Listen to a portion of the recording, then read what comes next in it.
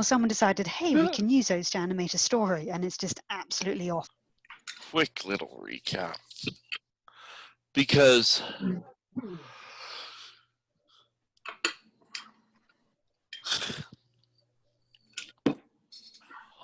tired. Would my character know? Would my character know all this? Has she just been following the party around for? Well, let's listen to the recap. I shall. As you just stated, you guys traveled up north to go at the suggestion of Harshnag, the friendly frost giant, to go check out an oracle named the Eye of Anon, the Allfather, the Temple of Anon. It's way up north in the spine of the world mountains.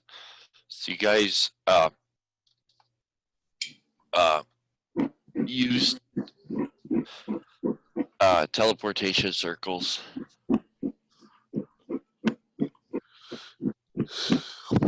part of the Harper network to get you guys up north.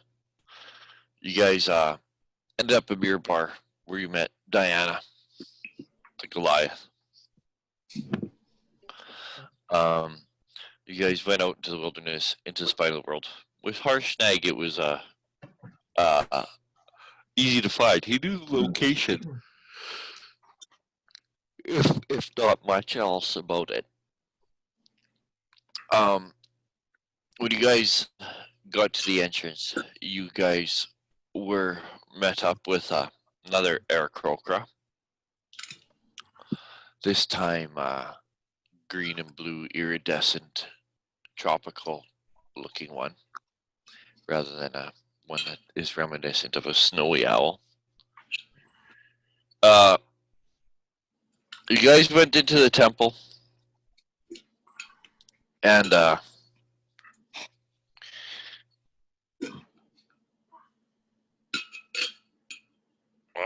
I guess not too much. You guys encountered some barbarians. You guys encountered barbarians. Yes, the Great Worm Tribe, who claimed to be looking for a lost member. You the guys, Great Tribe in Valhalla. in I don't know. With the exploration of the temple, you guys found a trap with a big Indiana stone ball. Blah blah blah. You guys were then looking into I'm gonna back it up, like just retcon just a few minutes, okay? In game time.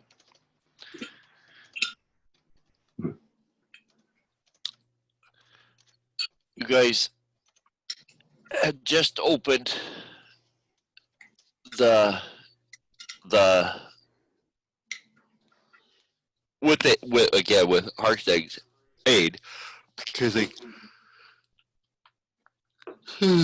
massive, like 30-40 foot doors, frozen solids, because they had to remove the ice before Harshnag could pull it open, which just took some time. Nothing else.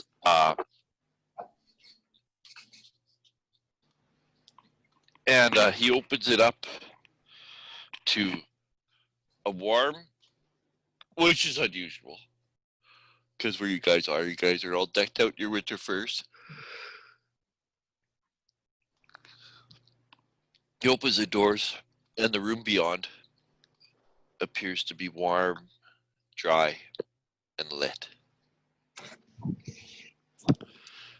When you guys open the door, and it's massive, like you guys, because it's well lit, you can see it's a very, very large room with 6 very large columns 3 per side. And when you guys are kind of just peeking in the door,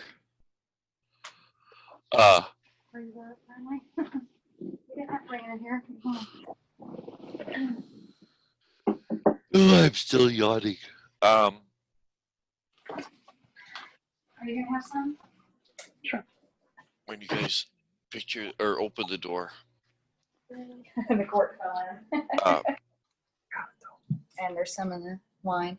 That's my glass. Well, that's happened to me before when I didn't have a corkscrew. So I was just like, okay. you guys drinking? Day drinking already? I'm muting. Sorry. Yeah. No, I said, are you guys day drinking though? I want to know. I ain't got to Or- work today. Yeah. It is 3 p.m. our time. I suppose, because It was mine. so Harstag, like once you guys open it, you guys are just kind of peeking into this massive room. You can see where there's giant tables, like stone slabs, and benches, well with like a scatter of giant size eating irons and plates and utensils scattered on the floor on this end, because you guys are on the north end of the room. You can see that there is looks like there's a pile of stuff that on a big stone slab that was knocked over at some point in time.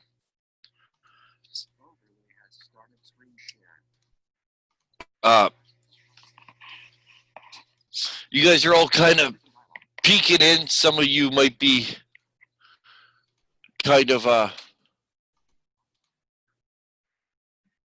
some of you might be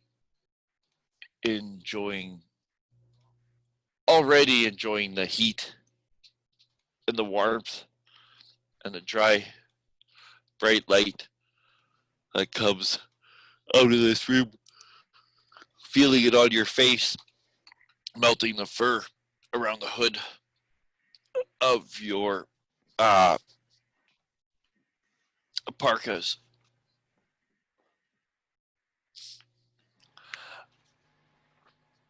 When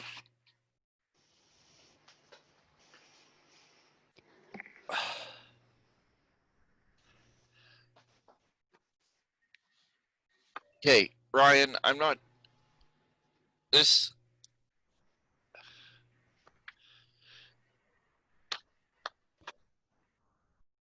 Harshnag gasps. Just not like he's terrified, but like he noticed something. You guys turn around, and you remember how in the temple room,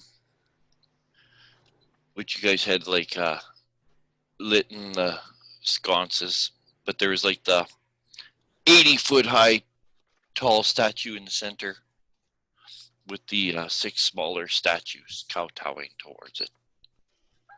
There was hill, a stone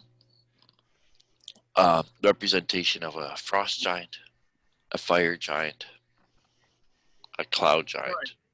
Connected there for a minute. Do what? I disconnected there for a minute. Oh. Okay. As I was telling the other guys, in this temple, there's like an 80-foot tall statue with no face and cowls that represents Anon, the All-Father. There are 6 other statues, hill giant, representation of a hill giant, a stone giant, frost giant, a fire giant, a cloud giant, and a storm giant.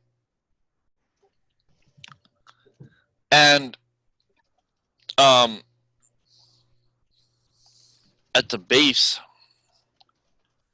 of the storm giant, there's something there which wasn't there before. Just as when you guys turn to look at what Harshnag gasped at, you can see that there is indeed something laying at the base of the storm giant. And it looks like a figure of a person sprawled Hi. unconscious. And anyone goes over to check it out? I will. And as I'm walking over there towards him, I'll be pouring a mug of beer to waft under his nose like smelling salt. Yeah. Well, as soon as you start walking over, you automatically kind of like clearly triggers recognition. You can see that the person is wearing mithril plate or adamantite plate. Sorry. Which one? It's Right. the mithril point, yeah. The mithril plate. And is a tiefling, and is indeed your friend Farai, whom you haven't seen. Well, I'll wave the beer underneath his nose. Is he conscious? Can I do a med check or something? The shape. For story time, unconscious, but when you go over and you do that, you are able to rouse him. The most distinguishing thing is that well, he has no furs, right? He didn't walk here. Yeah. And Farai is soaking wet. And Nicodemus, you can smell that it's like seawater. You can smell the salt in the brine.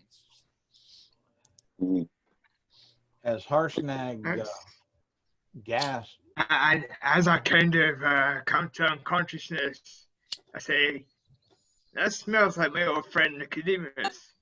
Is brew. Good. And I kind of open my eyes and say, good to see Drink up, you, my young friend. man. Yeah, drink up, young friend. Let's get you by one of these fires we lit over here to dry you off. Where the hell you come from? And I have no clue. And then I'll make introductions. By the way, Arl, this is this is the fool who tried to open the gates for the Zentarum to come into Nightstone. And and make his introduction. Hey, I think I've made up for that by now, guys. Let's forget that happened. And Garl, as soon as Harshnag made that gas, he went and he immediately went to a hide posture, and he hid and, with a 17 stealth.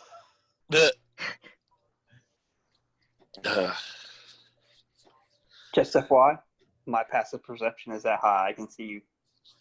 Okay. Good. So he's your friend then? Yeah, he's a good But he guy. doesn't know how he got here? We know. How did you get here?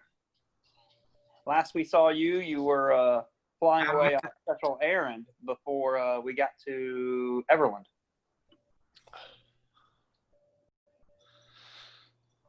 Ryan, again, you don't Yeah. know if it was just a dream while you were unconscious here again, but you again dreamt of like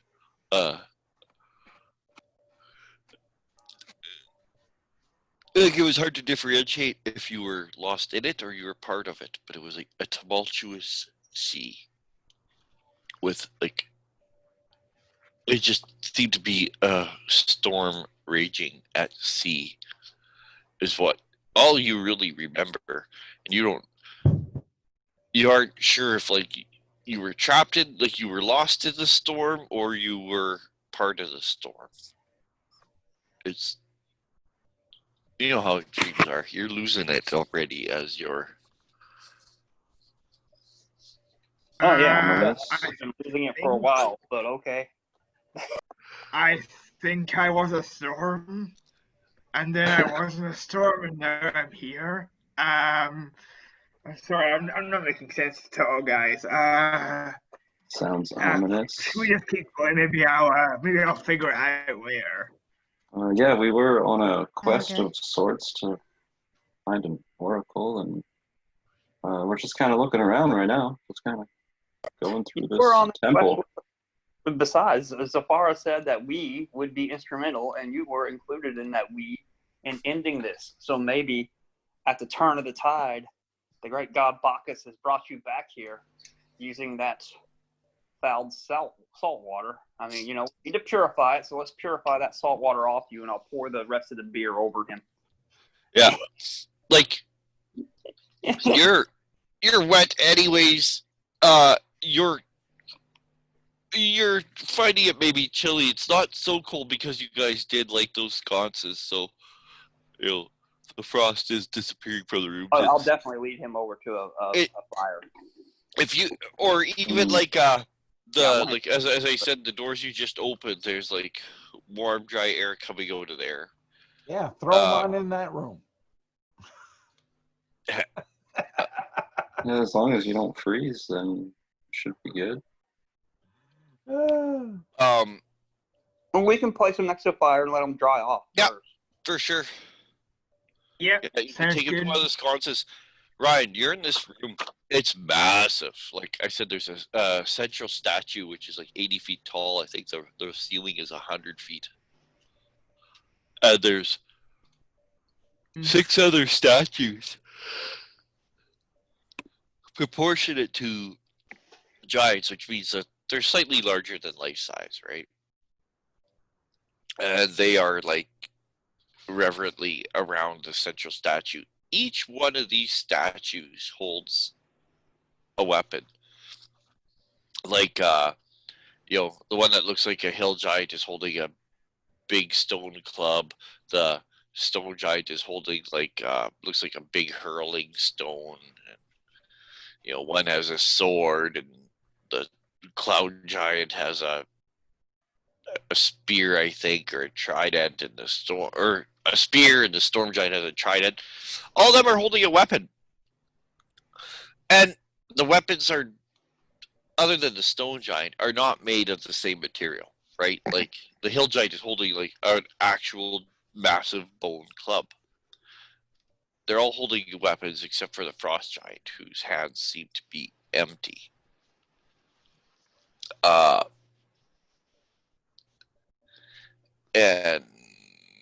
And then the big statue in the center is facing a pretty unmistakable feature of this room, which you noticed as soon as you kind of regained your wits about you. There's a massive 40-foot by 40-foot, dimly glowing, swirling area against the wall that has 6 runes in mithril arcing around it. And it's massive. It's like 40 feet by 40 feet. These runes alone are massive. It's not like they're like writing. They're like literally each rune is like 5 feet across. Yeah, I think I got a pic of that.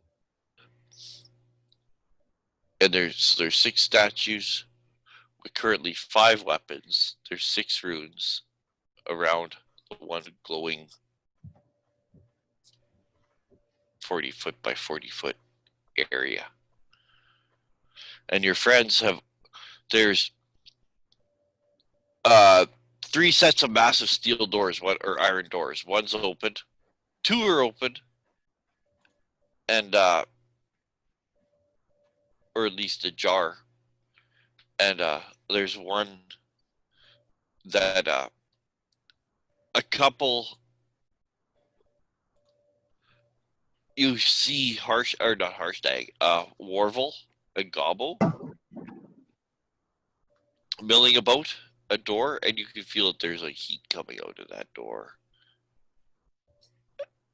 And Gobbo and Mad Eye, maybe you could stay here and protect the campsite. Yeah. Gobbo nods. Warvel nods too. That is Gobbo if your king is okay with it. What do you say, King? You hear a slight whisper out from the shadows. Protect my priest.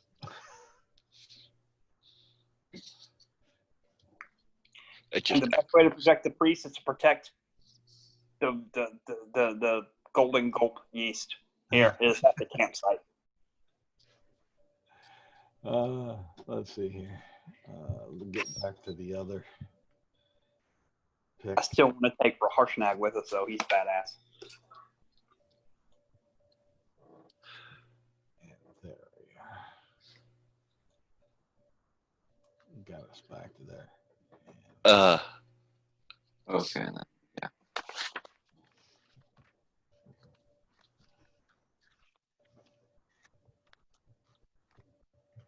And everybody remember to take your like inspiration for the day or for the session.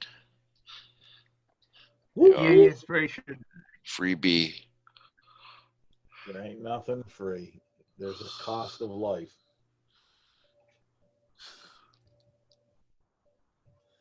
Someone will die.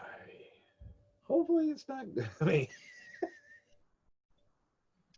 I mean, I just got back. I'd rather not die just today, if that's okay.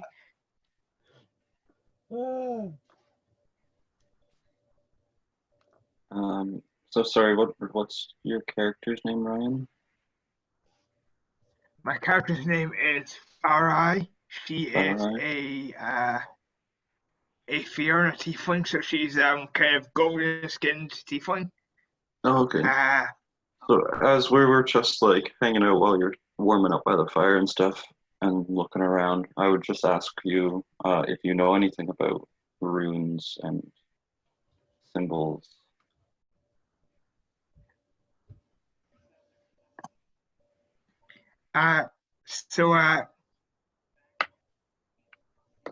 He's talking about these massive runes that are around this big 40-foot by 40-foot gray swirling area. And it's like there's no spot check or anything to have to make them. They're so massive, and you're near one of the sconces. Okay. Anyways, Yeah. you're literally standing only about 10 feet away from one of these runes when he points And at it. I'll point to the one that we know of that is what, frost or ice? Yeah, One of the- ice. Ice. Yeah, we know that this one is ice, and then there's the 5 other ones that we're not too sure of. Which, by the way, Michael, Nicodemus, when you had explored down the hallway with the ball and you went upstairs and you went to like one of those rooms, and you found that sack with the 3 dwarf heads and stuff. You also found that shard of the ice crystal or whatever. Mm-hmm. The same rune that Harshnag said is ice is like it's like, I don't know how to explain it. Like, it's an ice crystal. It's like inside of that ice crystal. Like, if you peer through to that ice crystal, you could see that rune inside of that ice shard, which kind of confirms that if it's not ice, ice certainly has something to do with it, right? Like, Ryan, Farai. Which giant doesn't have a weapon? Did you say? The frost giant.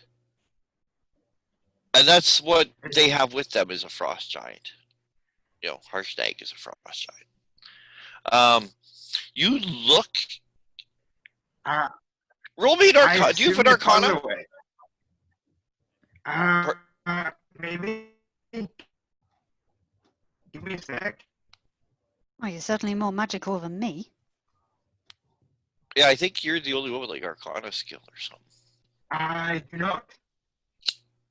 Persuasion and insight. Oh, okay. Oh. Yeah, well, nope. You've never seen him before.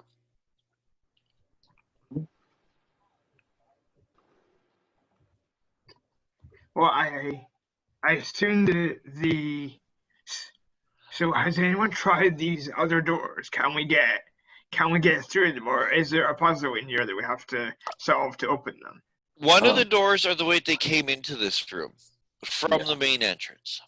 The other set of the doors, they did check out. They went, and it's basically to the north, there was Yeah, like to the north, kind it's of like sleeping chambers, kind of like where giants that would come to visit the temple would have rest. places Yeah, to stay. There's like basically cells, right? Like with beds and then in that area, we found a tunnel that goes deeper into the mountain, I guess. right. You And found a then natural, remember to the south, we were yeah. going to go check out the room to the south. That's the only door in the current room that we're in that we haven't really looked at. Right. So they came into one of the doors, they explored the other direction, and they had just opened the new set of doors, right? So. And then that's when you appeared out of, I guess, a portal. You just kind of popped out of Literally just lying on the the floor, ocean. lying Popped on out the of floor ocean. at the feet of the storm giant. And you can still see like where the puddle, like the seawater melted the snow, and it's like a wet patch, slushy area where I was lying on the smooth stone ground. Like literally, like you were dunked, right? Like, it doesn't feel like you got rained on. It literally. Did the dream thing? Did it feel like when my god talked to me before? Yeah. Okay. Good. Divine intervention. All right, that's a good behind. All right. All right. We going? What do you guys want to do now?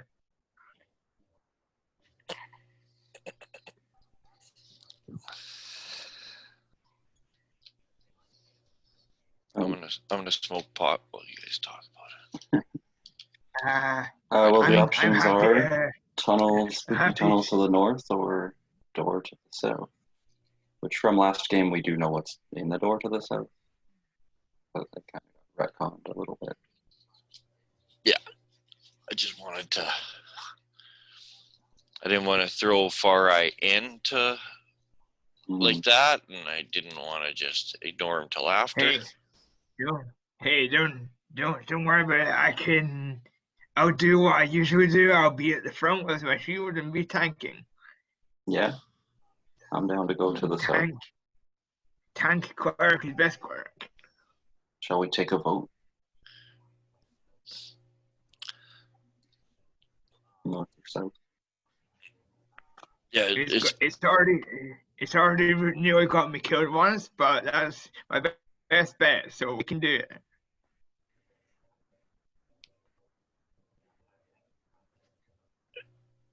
Yeah,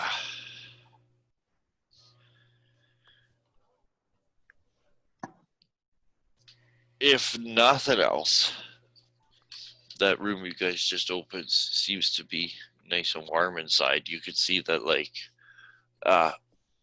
Warvel hasn't really left from where the doors are ajar. He's been enjoying it's warm. Like, it's,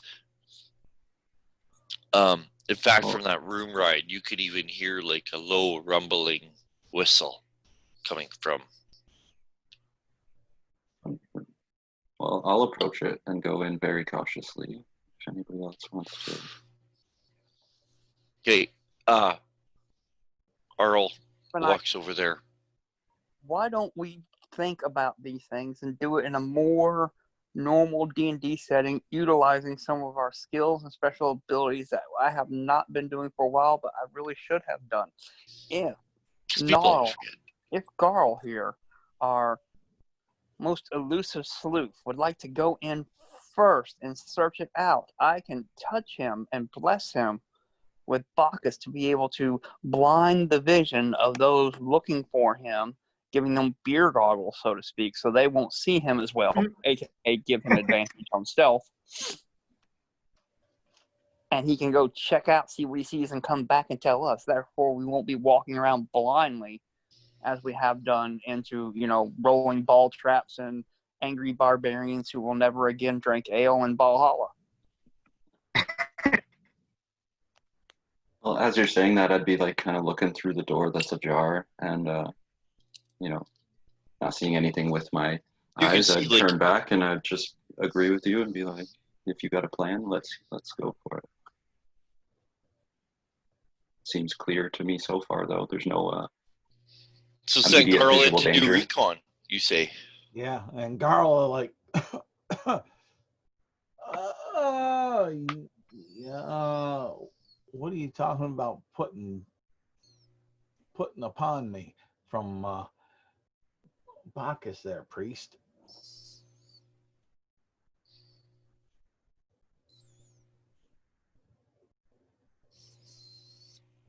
It would simply bless you and cover you from the sight of others, allowing you to sneak by more easily than your already skilled abilities.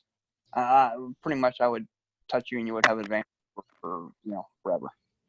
I could also, if you want, which I don't want to do, burn a second level spell slot and give her plus 10 to stealth too.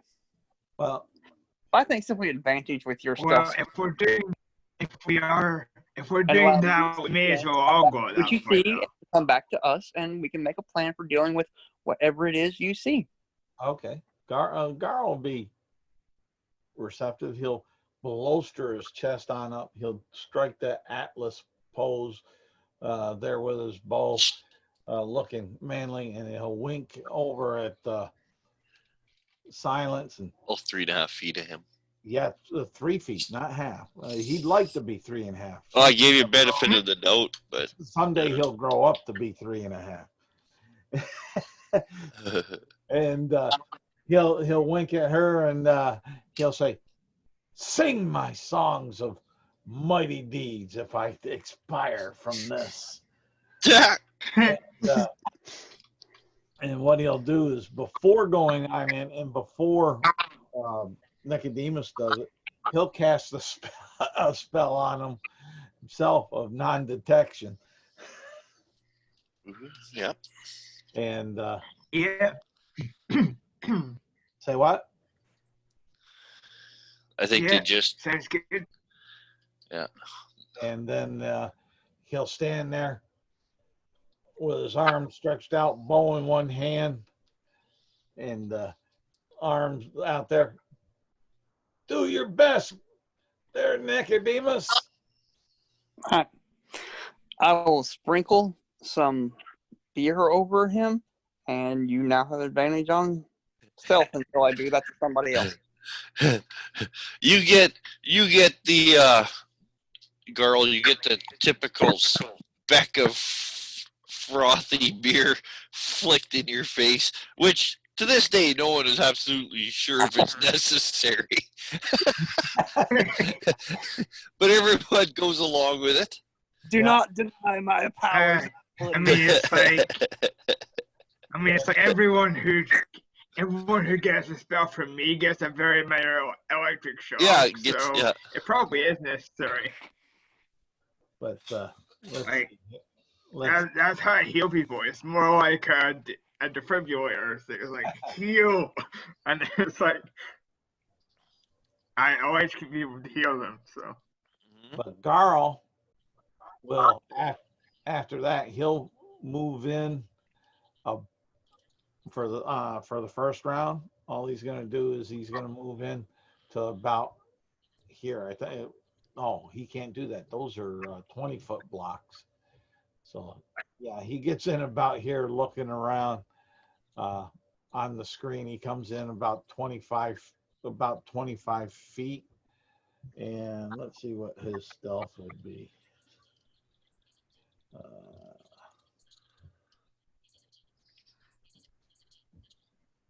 I'm just looking at insight and senses and stuff here. Yeah. I'm just gonna get this all figured up prior, so get things so it runs nice. He has a 19 on the dice plus his stealth of 9, so it's a 28. Remember, you have advantage. Granted, you're probably not going to do. That's with the advantage. Okay. Like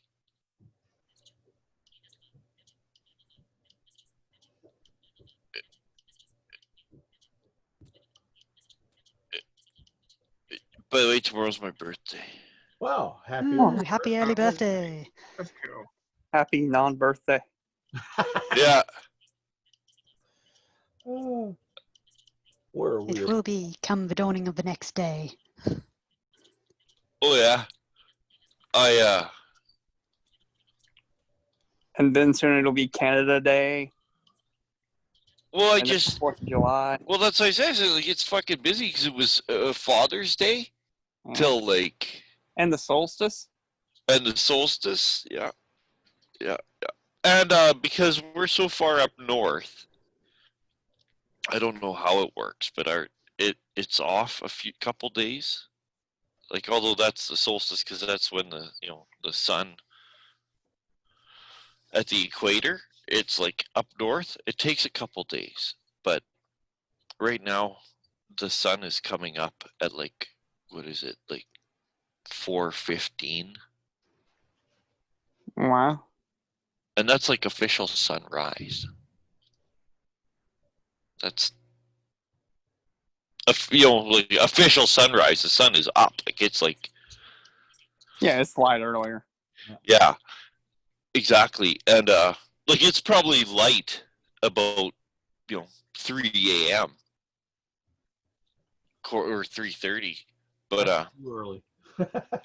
and On that, Charles. and then nighttime. Well, here I'm just gonna check quick. Wait, where is that? I don't know.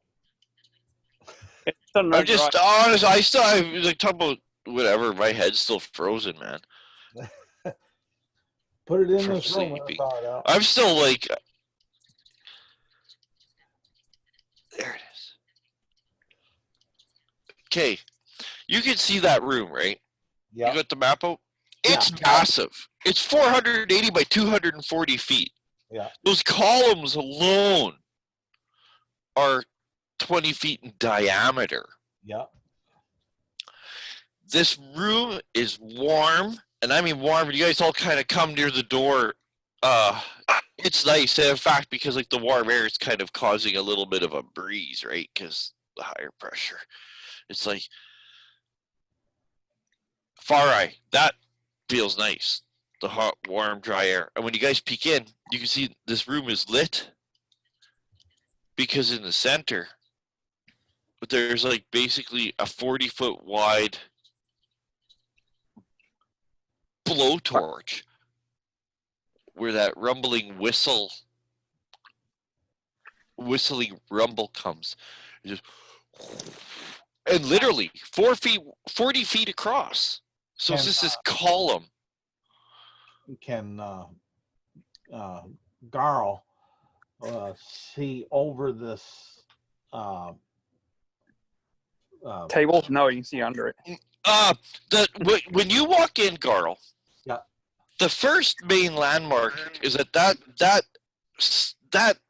giant stone slab there. Yeah. And actually, there's plates and cups and cutlery scattered all over. Like I said, but all the eating irons and everything are giant sized. Like in fact, Gobbo kind of follows you into the room a bit. Not far. He's just inside the doors. He picks up, like a fork that is like a trident to him. You walk past a metal plate.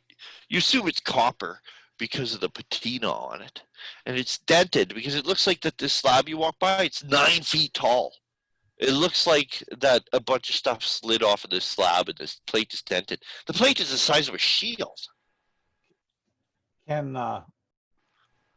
Garl move up to this table slab? Yep. Yes. And climb up yes. on top of it? Yes. It doesn't even take a check because you're climbing, but it's no check. It's basically just difficult terrain. Okay. To climb on the giant furniture. Yeah, Garl, and get up on top of the one end of the okay. table. You get up on it by the western pillar. Yeah. and start looking around. You look around, you can see that these like big room. Now you can see the whole thing. It's big, and that column of flame rumbling in the middle. It looks like that big stone slab with all the junk on it. There's another one way far at the south end. Oh, There are long tables and benches. Most of them are pretty clear to stuff, but there's some like couple scattered things. You roll me perception. okay. Ooh, that won't be good. Let's see here. That's an 11. Okay, and that's about what you see.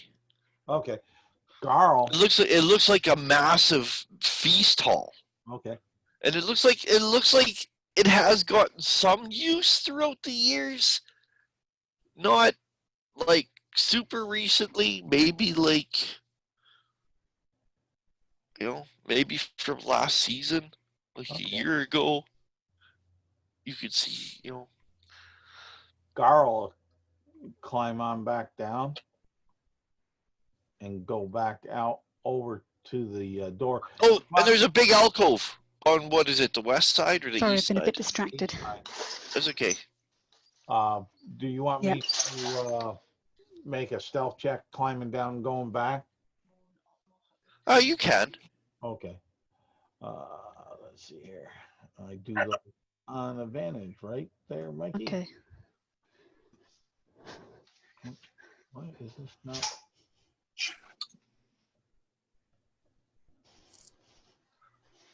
Come on, where are you at? What's going on with this thing? There we go. And oh, I like that. That'll be a 17 plus 9. So 26. Yeah, you guys totally lose sight of him when he moves there. And suddenly, he's at the ajar door. Gobble comes out after you once you kind of expose yourself. He comes out after you. He's still holding this big fork. where'd you find the pitchfork? In hushed tones, he'll say to Gobble. Well, you saw it. You would have saw it, because like literally, there's like shit scattered all over that south end, and he's still gonna. Oh, he just thumbs over his shoulder. Yeah, and then he'll Garl. I was gonna say Gobble. Garl will kind of a little less than normal tone, but a little bit above a whisper, say, "It looks like a dining room. Huge and warm. Looks safe." Yeah, Okay. so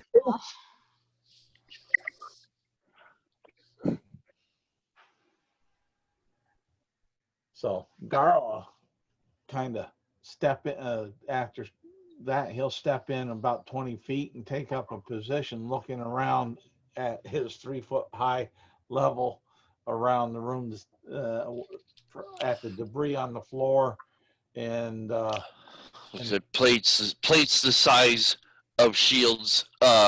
There's a big tanker that like you for sure could like climb inside of. yeah. Oh my God, I've got to have that. There's like a goblet. He'll wait. Just beaten metal. It's not jewel encrusted or anything. It looks like a lot of this stuff is copper based just because of the patina on it. And he'll wait. is there any food on it? Or wine in the cups? Yeah. That How high are these tables? Can I climb up on a table? Pardon me? Can I climb up on a table? Yeah. I don't know if you heard, but it's only furniture. They describe it in here that like Medium and smaller sized creatures can move across and over, whatever. It just costs extra movement. Consider it Okay. difficult terrain. Okay, Right? it's a pity there's So- no food because I'm pretty sure there's someone in the party who would love to swim in a goblet full of wine. Yeah, Um, you think? the one big stone slab that you walk past first on this north side of this room, it does have not food, but like tracings of grease and blood and stuff like that. In fact, you could tell it probably looks like that, like someone was gonna like prepare some food, but there's stuff on here. They just basically swept part of it off with their arm, and then like don't forget, Astoria fell 30,000 years ago. It doesn't get that much use, right? So as far as like food, there's not even going to be mold anymore, right? There's going to be like maybe stains on stone. So the one place that there is kind of a greasy mess, you could tell it has been used, but not in a long time. As I stated, it even looks like maybe last year. And Michael, you guys found that bag with the dwarf heads. Someone was here at some point, Yeah. right? Like, so people do use it, or giant people do use it, but not like. And Garl's staying back by the doors and 20 foot in, the 20 foot in with his Yeah, boat. That's where Gobble is with you, back there too. Yeah. Warvel picks up a shield, and or not a shield, a plate, and he's actually kind of looking at it, like at the metalwork and stuff. Harshnag is like still out in the temple area. He's like, oh, it's hot. He's just out there. It's hot. He's a frost giant. And it is like you guys are like in your furs. You guys are like, this is the first time in like days you guys have like your hoods pulled down and are taking your mittens off. And silence, you even undo your coat, right? Like, Oof, yes, it's starting to remind me of where I come from. yeah, it's nice. Like it's hot in here. It's almost not quite a sauna level, but it's like when you go to an old person's house and they have like their family, like the heat on in the living room or family room just cranked, like just stuffy. But it's not really stuffy because there's this rumbling whistle from Ryan.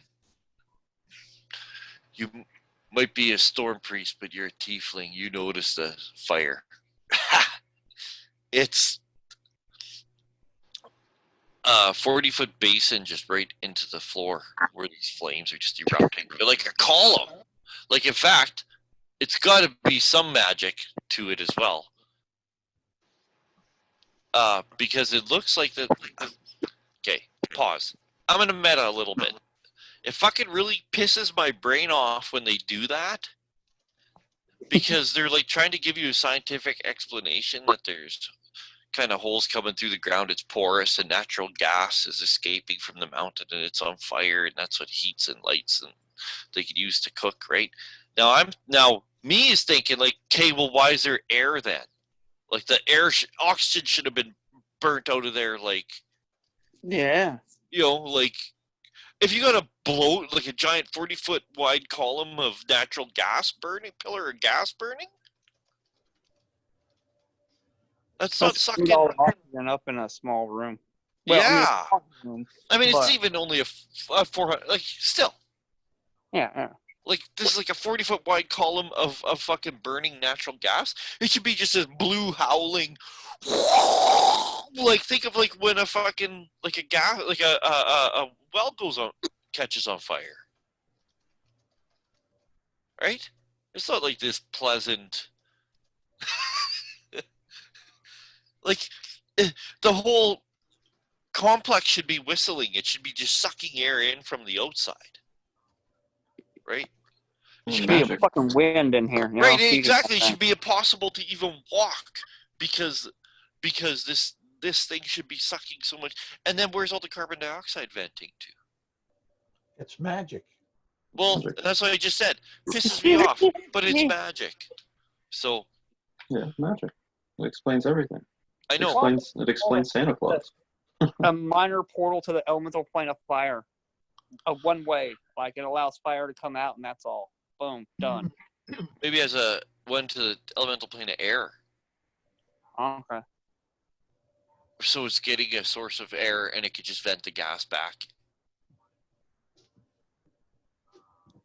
Anyways, I just had to say that because my brain starts going ahead in case, because people do that. You guys do it to me all the time. You guys start asking all these, well, how did it blah, blah, blah. It's like, I don't fucking know. You know, but isn't that the problem with like the first modules, right? Mm. You're walking through like, I guess. you're walking through like an ancient abandoned temple. You open a door and there's like a goblin sitting there playing dice with a bugbear. It's like, what? Well, what are they doing here? What are they eating here? How come I didn't see their footprints? How come they didn't have to kick the door down, right? How long have they been here? You know what I mean? Like, It's just up to the DM to make up. I know, but that's how Ravenloft got invented, because they were playing, I think it was Tuba Horrors. Remember that vampire that kicked our ass? And Yeah. And then after, the wife is just like, well, why is this vampire just here? Like, why is it here? And they're like, good question. So they made up like the ultimate vampire encounter. Backstory. Backstory on a vampire. That's what Ravenloft is. It's just. Anyways, so you got a magical natural gas fucking. Like I said, 40 feet wide, 240-foot room. It's easy to go around it. There's a big alcove on one of the walls. Everybody, while everyone is in here, everyone can make a perception check. Yeah, I was gonna say I'm just like flying around. Yeah. And in fact, because everyone's kind of taking their time, everyone can roll with advantage. I'll even give you all advantages. Roll twice. Roll die 20 twice. Take the higher. Because you're kind of... Oh my god. I don't want to use passive because you guys are looking. And it's not just like a one shot. You guys are... So everyone get advantage. I want to know what the highest of everyone. Just everyone. Hey, Carl. Your one dice roll was better than my combined. Yeah. Garl, 21. if I add Laurel got 15. 27. Oh, hang on. Ah, no. That disappeared. Yeah. I'm going to take a moment to hang on. That's all right. I'm just flying around enjoying the heat too much to really notice anything with my low roll. Yeah, like you're magically protected. Yeah, just enjoying from the cold, but you still know it's cold, right? Yeah. You still feel it. You're not. It's not like you're comfy warm. You feel the cold. You just aren't. Mhm. Don't really suffer ill effects of it, but I mean, like yeah, you know. I mean, it's the difference between like a chilly day and a warm day, right? Okay, I got chilly. 20. Not bad. Not bad. I got a 9. Yeah. Terrible. Yeah, you made it. Nicodemus is just. You guys look at Nicodemus. He's just like. He's staring Sizing at up the cups. wine goblet and He's just sizing thinking, up. Yeah, he's sizing if up only. goblets and cups and flagons and drinking horns. There's all that stuff, like plates, forks, Oh, knives, fucking drinking horn? Awesome. spoons, forks, drinking horns, flagons, I have cups, drinking horn. yeah, he's kind of distracted. tankards. No, like I literally have a drinking horn. It's pretty cool. But do you have a supersized drinking horn? That I do not. I think we know why you're distracted. You're trying to figure out how to get a supersized drinking horn. Casting large with a drinking horn. Like you're trying to figure, you're looking at it, Michael, trying to figure it out, and like the drinking horn, it's got to be dragon. Like what else could it be? Yeah. It's It's a gotta special be. drinking horn. Just imagine, I could see Nicodemus putting that on a wagon with wheels and towing it behind him. Yeah. Well, it would fit in a giant's hand, right? I could do it in a cart. Like it's not. I mean, it's not like. I mean, it's not like.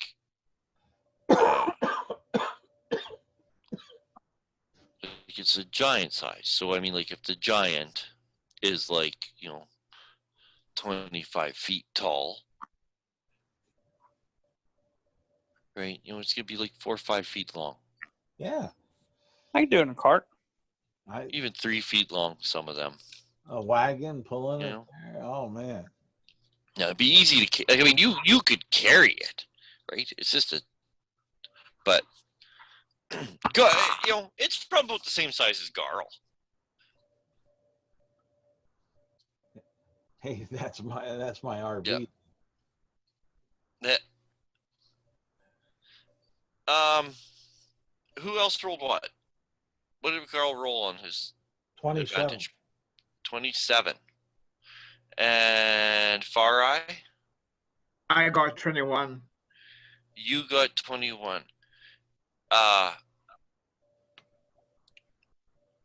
Garl, you could actually go under a lot of this stuff, under the furniture, under the benches, under the table. So it's kind of easier for you're a little quicker. You're a little farther away from everyone. You're like that jet of fire is in the middle, more or less. So the rest of your party is still like north of that. You're the only one who made it south of that fire, so you can hear your friends kind of talking. Well, actually, you can't because of rumble, and they're not being loud. I'll put it right there. Only Nicodemus you can see has like veered off closest to the alcove, looking at looks like drinking vessels. All right, I'll give Nicodemus a different icon here. He's over towards the alcove. Yeah. I'm not paying a bit of attention. The rest of the party. Not at all. The star. So they are. And you notice that on the south end of the room, there's another big stone slab, like the one that was near the entrance on the north side. And you look and you see this one has a pile of plates and cups and stuff that has not been knocked over. You could be like, oh yeah, that other one did get knocked over. This one has it. When you just kind of look at it, you see from the far side of it, leading at a slight angle, it looks like a big, thick metal pole. And you kind of look at what's that? That doesn't look like a drinking iron. Is it like a mop or a broom or something leaning against it? And you can tell by the end of the haft that looks like a weapon haft. Oh, excellent. Not that I'm paying attention, but still. Yeah. Girl, you walk around and you see that there's a massive iron great axe leaning against this stone slab. Okay, Garl will holler out to him. Look at this axe, man! And he's gonna go over and with one arm try to heft it, and he knows he can't. Yeah, it doesn't even move. It doesn't even move. Yeah, he's doing that strained voice. Wouldn't this look good on me? And so that's what he's doing to alert the rest of the crew that he found this weapon of greatness. Nicodemus, you come out of like you're kind of like awestruck, just like the size of drinking vessels. Like you're so tempted to fill one with your jug, but you know your jug will be empty for the day. So you're just contemplating that. Like, should I just fill one of these big goblets? When you hear Garl shout from the south end, you kind of look up and you look at the alcove, and you can see that coming from the alcove, you're nearest it. You're not like 10 feet away or anything, but you can see coming out of this alcove is a big, long, white centipede-looking thing with red markings and big flares from the back of his head that almost bigger. It is a Remoraz. You can see that it's got like the long, big wing things off his head. It looks bigger than even like you guys fought 3 of them before. One big one, 2 small ones. This one looks like it's even bigger than the big one was. Oh shit! Oh dear. And Harshnag's not here. And yeah, and it just you're the first one who sees it, but you know it's not like stealthing or anything. I will yell out and be like, "Fellas, we got one more of those fireworms over here!" And you guys all hear that. And I don't know what else I would do. I would hear it and definitely ready a weapon and Back off. turn and towards that way. Well, I was gonna say maybe we'll just do an initiative right now. I'll back up. How about that? I don't know what else I would do. God damn it! This is not my day. Dice are Right. not working. Talk to me. Hey, you're probably going before me. I move over. That's the worst initiative I can have right there.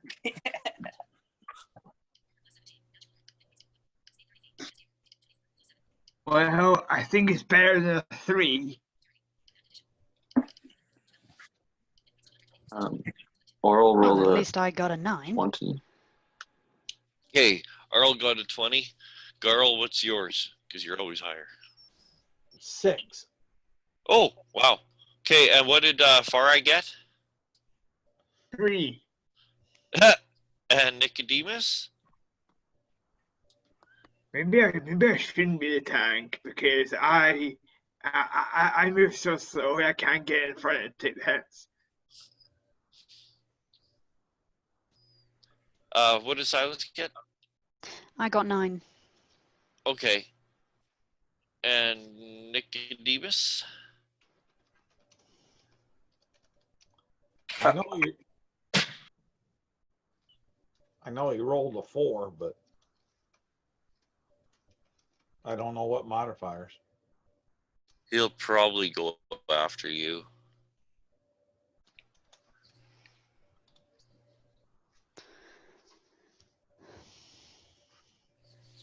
Okay. So let's go. Can you hear me now? Yeah. Yes, I can. Yeah, all right, 6. I don't know what the hell deal was, but yeah, I got 6. Okay, 6, and I'll let Garl go first, just because. No, that's fine. He can go. Yeah. He can go. Unless you want to go first, Michael, but. I only. Yeah, I got a 6, but I mean I rolled a 1 to get a 6. I mean, let Nicodemus go before me. Okay, I will. So initiative order will go. Arl will be first. Creature, Silence, Nicodemus, Garl, Farai, NPCs. Tom, Dick, and Harry. Oh, Third Rock from the Sun, good show. So, Well, Arl. Yeah, mine's easy. I was imagining myself flying around the fire pit. Mhm. So I assume that the alcove Mm-hmm. is pretty far away. On here, it looks to be Yeah, like well yeah. over I'm my movement. even no matter where you guys are, I'm not gonna make you guys like waste a whole bunch of fucking rounds running across Well, I could 480. do like my movement Yeah. and dash to get pretty much more than halfway there. 20, 40, 60. Yeah. So on the map, where the alcove starts, there's like that line that separates it from a rectangle and a semicircle. I'm like right in the middle of the two pillars, right where like the alcove meets Okay. the rest of the room. Yeah, basically. you're just in the alcove area. Or Yeah, near the like alcove, yeah. basically just standing right in the Yeah, middle. Nicodemus is nearby and down below on the floor. That's movement and bonus, and then for my action, I would just like hold my action to, you know, Well, if go you at. dash, then you don't have another action. I can dash as a bonus action. Oh, Yeah, with my eagle totem. yep. Yeah, That's so cool. like I'm just standing on guard then. Like that's all I'm doing. Yeah. There Yeah. we go. Yeah. Him place. I forgot that you were a barbarian. Yeah, and then I got the totems there. So. Yeah. Yeah. Nobody takes eagle totem. That's why. We're all like, what? Not bear? Huh? Where's this Ramoras?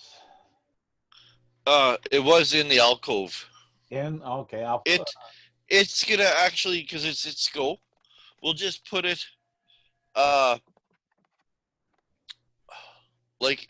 basically it's gonna come to for Nicodemus, because Nicodemus is the one on the ground, the one he saw, the one, right? Because like, trust me, it's coming for Nicodemus, but I will let Arl do your readied action first, as it comes rumbling by like a train. It comes rumbling. all right, I'll make that. Yeah. Oh, okay. It would have just been like a melee weapon, so it would have had to have been in range. But yeah, if you'll give it to me, I'll do it. Yeah, no, I'm saying. Yeah, I'll take the swing.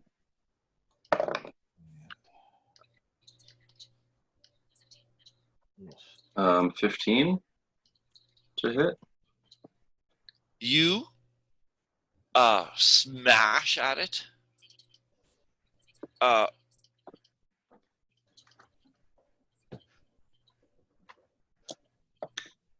You smash at it with your body, with your weapon. Yeah, my great axe. Okay, let's see. I'll move that over a little closer where it's within your reach than he was going.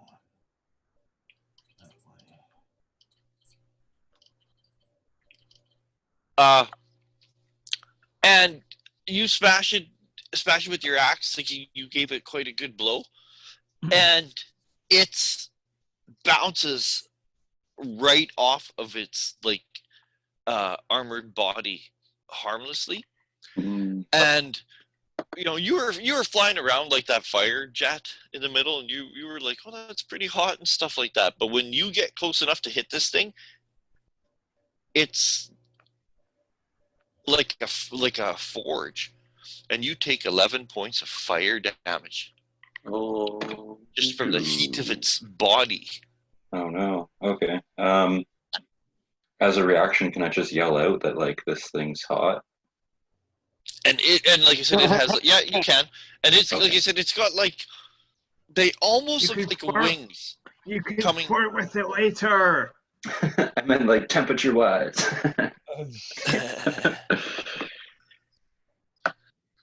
For mycophilia. How much do you think you can flirt with it to get to start fighting us? And it goes. Where's its speed again? I'm terrible, you guys. I can't memorize monsters anymore. Well, shit. That's why they make books. I know, but I'm so slow at.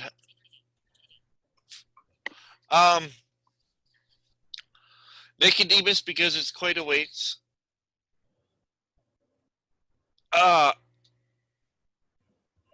It's not gonna quite be able to get you. No, it can't. It would have to dash. It would have to dash, so you see it coming straight for you, but that's its go. It moves and it dashes closer to Nicodemus. Well, if it just got whacked by a great axe, wouldn't it like provoke an attack if it left? Yeah, but it's big enough where it could be like still in like the same. Okay. Because that was like a readied action, right? So Yeah. I mean, it was dashing towards you.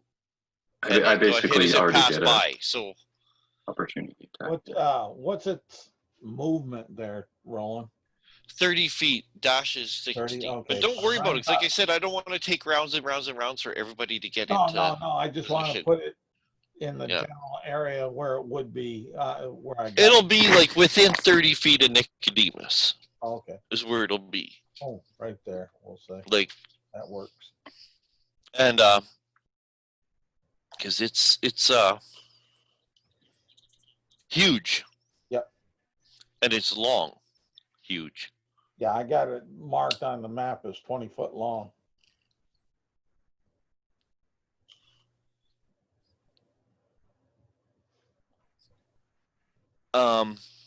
And that's so Nicodemus, it's your go. No, it's Silence's go. No. I was wondering Yes, if I it's Silence's disappeared. go. Yeah. Yeah, I'm Oh, next. well, at least I'll be protected from the heated I'm not. bits. I'm not used to Garl being at the so low. So I was. Yes, it's weird, isn't it? Okay, go Silence. Yeah. Okay, So whew. you How can far kind of away am be I any. from this? You. Okay, I knew you were gonna ask me that, and I was just gonna say you can be Oops, kind of sorry. anywhere you want to be. If you want to be 200 feet across the other side of the room and waste time with moving, to do it. If you want to be, I'm 60 feet away or whatever, just something wherever you want to That's a be. dangerous thing to say. I can be wherever I want. Can I be on the ceiling? Well, in this room, for distance, wherever you could go. You had a way to Ceiling get up not on the included. if you had a Okay. way to, if you had a way to get up on the ceiling, I would say yeah. How's that for an answer? Okay, now, well, for the moment, I know my rapier's not going to do much damage on But it. that's you hear Garl shout that he found something, and just about then is when this thing came rumbling out of the alcove. Okay, and so I would say I wasn't near the alcove. I'd say I was near the fire pit, and so Mhm. after hearing that, I go, wait, where is it? And so I'd make Yeah. my way towards it. and yeah, you could see like Far Eye there and Arl in the air, and this thing that again you recognize, but this time it's not obscured by. Well, if we're to say where we are, I'm within movement range of this this river thing.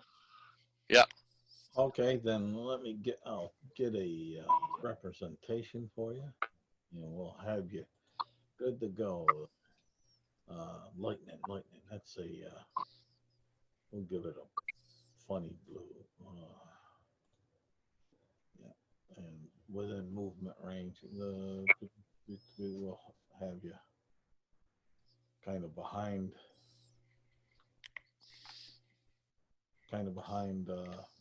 Nicodemus there. That Yeah, because I have to admit, that's why I personally like Theater of the Mind. Because it's like, hey, can I get over there and fucking attack it? Yes, I don't give a fuck where you are. Yeah. If it's like, can I go hide behind a table? Yes, I don't give a fuck where you are. Can I go hide behind a pillar? Yes, because guess what? I don't give a fuck where you are. He could be on Mars, and he'd still be able to hide behind that table. Well, I'm just saying, like, especially in this room, right? Like, there's like tables and there's benches and there's stone slabs and there's a fire thing and it's 480 feet by 240 feet. You know, like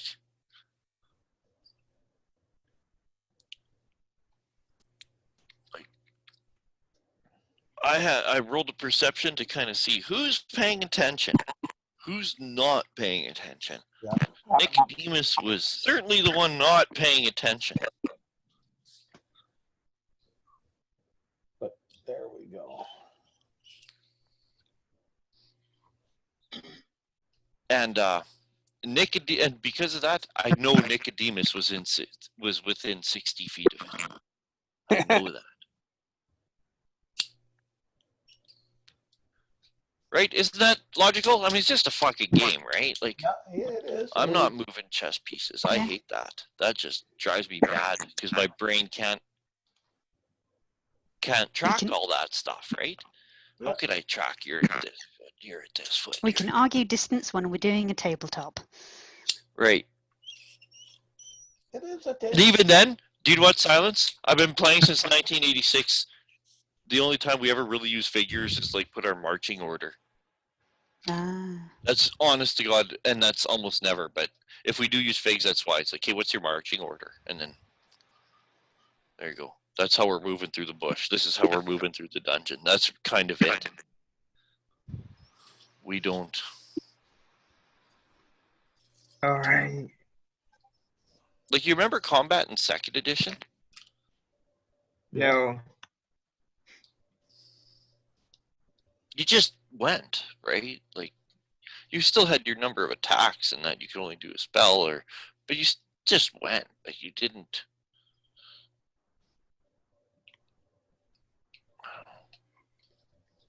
Anyways. So what are you going to do, Silence? Where are you? What are you doing? Where are you going? Well, I said I was near the fire pit, then I heard Yeah. a cry, then I went Yeah. towards the beast. And you could see this beast. Did you want to cast the spell at a distance, or did you want to just haste or dash over, or what do you want to do? I was just thinking, might as well. Like I said, there's no hiding it. It's a huge beast in a massive room. Yeah, it's So. difficult to hide.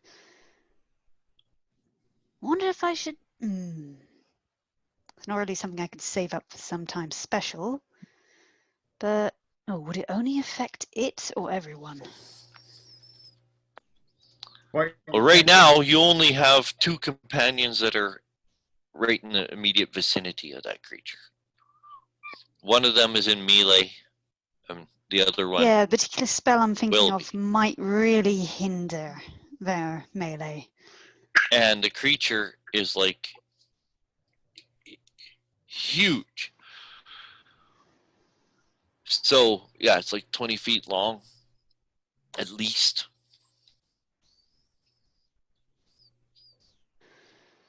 15-foot radius. No, that's going to be a bit too wide. You don't have to put the point of the center right on it. You could do the radius so that the radius is like 5 feet behind it. I was thinking of dousing it in darkness so it gets confused about what's coming for it. Oh, so covering its head, but that would encompass what you would call it, Arl. Yeah, that's what I was thinking. Not Nicodemus, but it would get And Arl. it would also give all of us disadvantage as well. Well, like I said, Ryan, there'd be parts of it sticking out. It's huge. Oh, okay. It is That could huge. work. Ryan. Could work, but I'll be sacrificing Arl. Potentially. Let me move Arl up. Has Arl been? Yeah, I already went. Fuck that guy up. Do you have a cantrip you want to do? Well, Do you here's the thing though. He would have I could do disadvantage to vicious attack. mockery. He would have disadvantage to attack it, but it would also be blind. So wouldn't that cancel out disadvantage? Tell you what, I'll try it later. For now, I'll just do vicious mockery. Okay. So where did I put that? How would you like to insult it? Trying to figure some stuff out. Let's see. It's a giant on fire worm.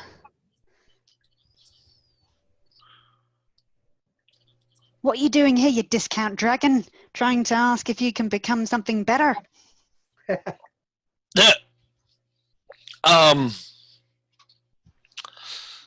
You cast your spell, and it rolls a 17 for its save. Dang it! Yes, it rolled really good. So, but you see when you do insult it like that, you can see that it has like those big wing, like, fleshy flaps from right behind its head. When you do that, you can see how they glow as red as waves of heat pulse through them when you cast your spell. Ah, so we can understand speech. It still felt a spell. That's what I'm trying to say. Yes, Yeah. yes. Okay. After silence, it goes Nicodemus. Really? Okay. Yeah, I rolled a 3, so. Yep. Oh, wow. Garl Okay. and Far, you're ahead of Garl and Far Eye. Wow. Okay. Yeah. I mean, I'm okay if you would like Get to it go. done, priest. Here's what I'm going to do. Never mind. I don't need anything. I am going to back the fuck away. Yep. Move a And- movement away. I would prefer to hide behind something. Yes. Whether it be a Alright. table. Let's You go with hide the table behind- or a chair Yeah. leg. Are there chairs at these tables? Benches. Yes. You can be like Far Eye. Benches and a couple chairs. Okay. And then so terminology, you're taking cover. yes, I'm taking Okay. cover. I'm backing away. I'm taking cover. Okay. No, cover doesn't help. I suppose it does. I'm taking cover, and right before I take cover behind something where like Yep. really where he can't see me. Granted, I'm not hidden, but he still can't see me. Fully obscured. Yeah, knows where I am, and because I'm not taking the hide action. And then as my action, I will pop the champagne cork over his face again. The Toll the Dead cantrip.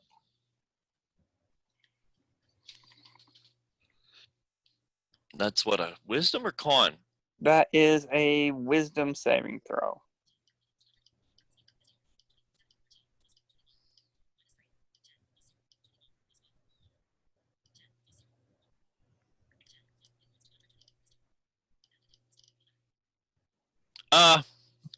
He failed.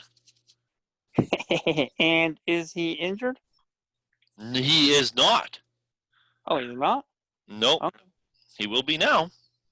Will be now. Well, that changes the damage. He takes 11 points of necrotic damage. As he is now injured. Instead of D12s, it's D8. Yep. But still, it's not bad. No, And- that's my turn. And as I'm doing all this, I'll back away and I'll be he like, when you do that and pop fizz spray, you can tell like the way its head kind of flinches back and it does like an insecty kind of right. Yeah. And that you could tell that it was affected. You too, you see like waves of like light, like red light and heat flow and pulse through these things. Not only just these winged things, but the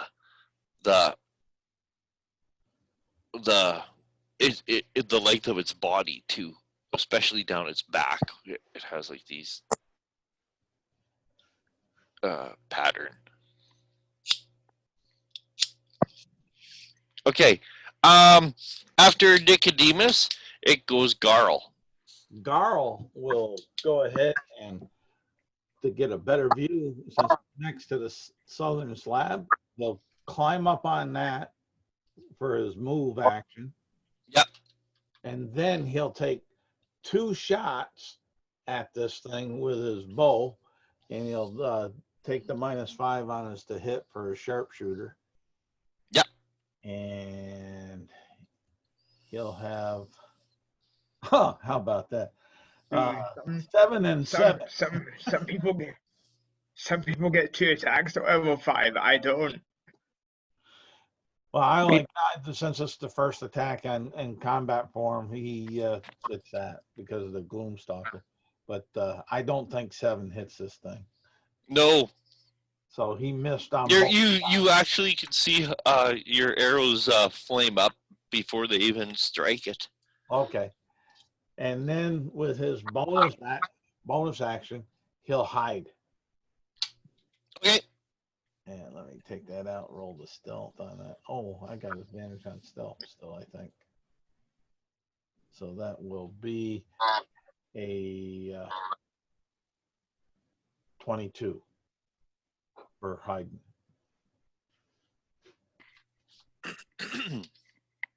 So he slid back down off the slab to hide behind the slab. And that's free action. He'll holler before sliding down to Gobbo, "Protect my priest!" No, Gobble, stay back at the campsite. Oh, I thought he came in through the door with us. Yeah, he did, but still. Well, but that's no. But do you know what? That's the thing. I know I did say that he came in. You told you guys originally told Harshnag to stay. Or not Hart. Mad Eye. Yeah, Mad Eye to stay. And Harshnag stayed out because it's hot, but he's been watching, right? So the NPCs will come. Gobbo, Michael, roll me a very far away. roll me a stealth for him because he was stealth before. Because he can't. He hides all. He's hiding. He was hiding before. So just roll stealth for him. I'll roll a stealth. Just to begin with, just so I know. But it's just Garl's. Ooh, Gobbo got a 25. Okay. Yeah. I just wanted to know if Garl sees Gobbo anywhere, and he doesn't. You can shout it. You shout it, and you can. Yeah, it's just that stick that Garl has done here. I know, but I wanted to know if you even see Gobbo. I wanted to know. Okay. No, that's. Yeah. I'm trying. Okay. So. That's it then, Nicodemus. You're done. And Garl is done. Yeah, sorry, Garl is done. Yeah, Garl's done. So now it's Far Eye. It's your go. I'm gonna move up to attack the Remoras with my Warhammer. There you go, and engage that in melee. Yeah, totally. Tieflings fighting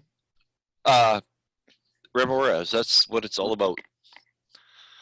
Yeah, and I'm gonna cast Booming Blade, which I got from my Magic Initiative fee at 8th level.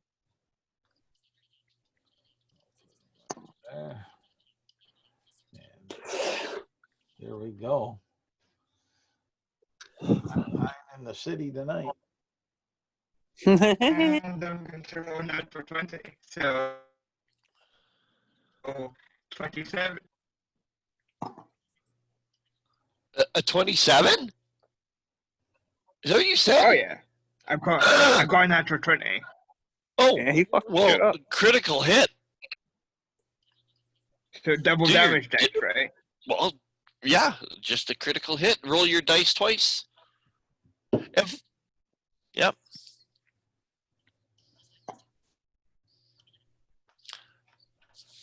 And you, as well, take 11 points of fire damage. But I know that you're resistant, right? I'm resistant, yeah. So he takes 17 bludgeoning damage. Pardon me? He takes 17 bludgeoning damage. 17? Okay.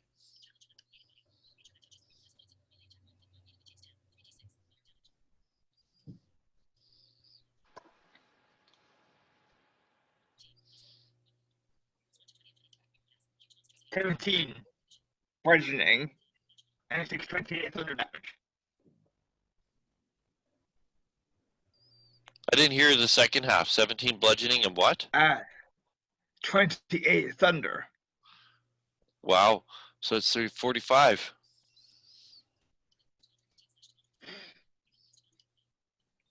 Discount rogue.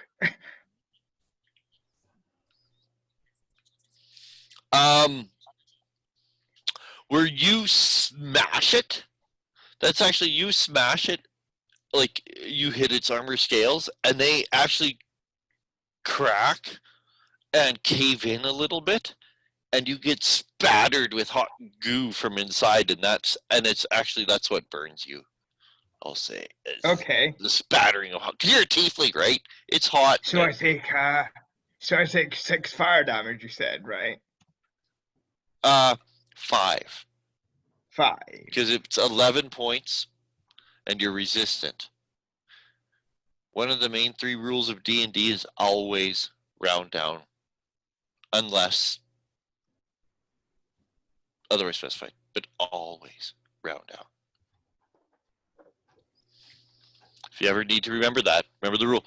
Always. There's very few cases where they tell you to round up. One Arcane of them, recovery. That's right? one where I was just gonna say arcane and natural recovery, as well as okay. Yeah, from druid, yeah, because they're identical. Okay. And also the hit dice recovery, Oh, okay. because when you do a long rest, you recover half the number of hit dice round up. That's why at 3rd level you get 2 hit dice on a rest, like on a long rest, right? You know what I mean? Like if you're 3rd level, you burn all 3 of your hit dice. You're like, fuck, I'm hurt. I'm gonna take a short rest, use all my hit dice. Then when you take a long rest, because you're 3rd level, you recover 2.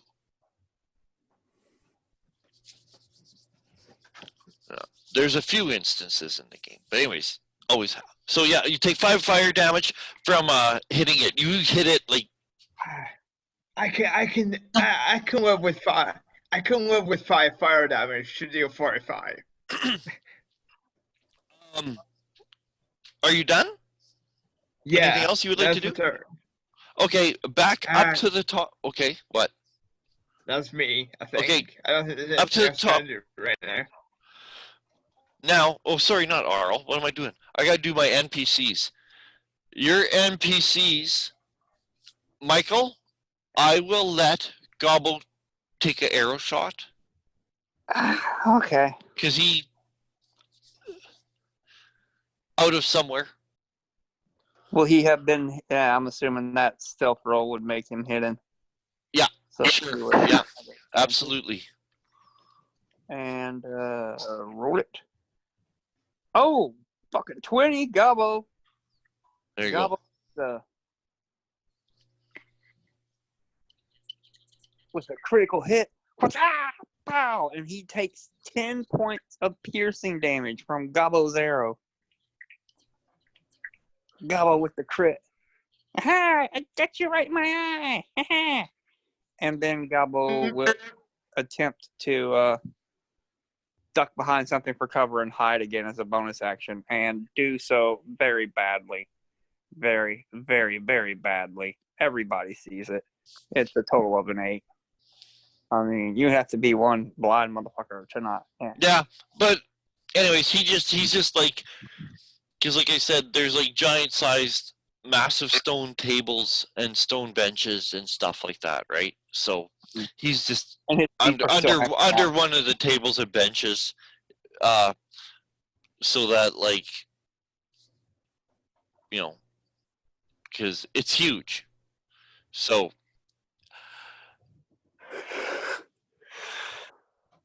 tables and benches, I think, are actually affords some pretty good protection if you guys want to do that. Like I mean, how long are those tables on the map? Oh shoot, they're like fucking 60 feet. No, they're more than that. 120. Yeah, so like they're massive, right? Like.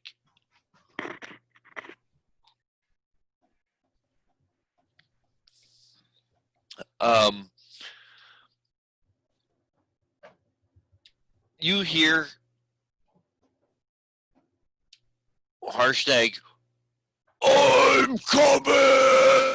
but he's in the distance. He and Warville, if Warville's joining, but if Harshnag, it'll take time. Because, yeah. Maybe next round. But anyways, NPCs are done. Back to the top of the round. Arl. Well, knowing that this thing is burning me on contact, and I have no other options, I'm just gonna get angry about it, rage, and then just charge in for a double both my attacks. Yeah, and you can. You reckless. can see Far Eye is fighting it. You're maybe at one end. He's at the other end. But And then yeah, just as I'm screaming as I'm running towards it, I'll yell out to anybody who can hear, just like stick to ranged, and then I'll take 2 giant attacks with my axe. And I'll use my reroll, because that was terrible.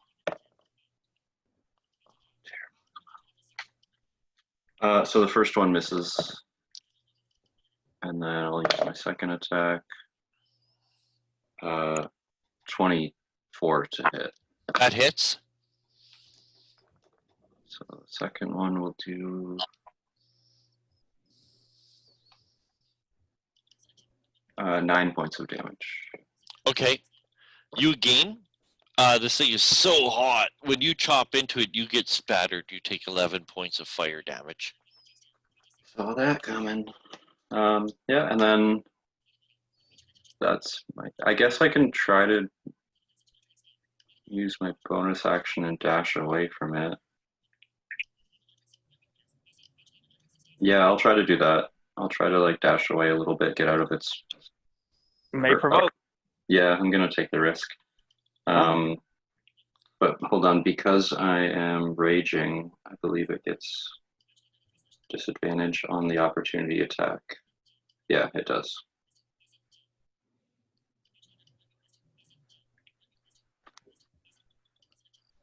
Really? Okay. Yeah, it's part of the Eagle Totem. Yeah. No, that's cool. Sorry, and then I'm plus not 2 more even- damage, plus 3 more damage to that. I forgot to add in my rage damage and my +1 axe damage. Oh, okay.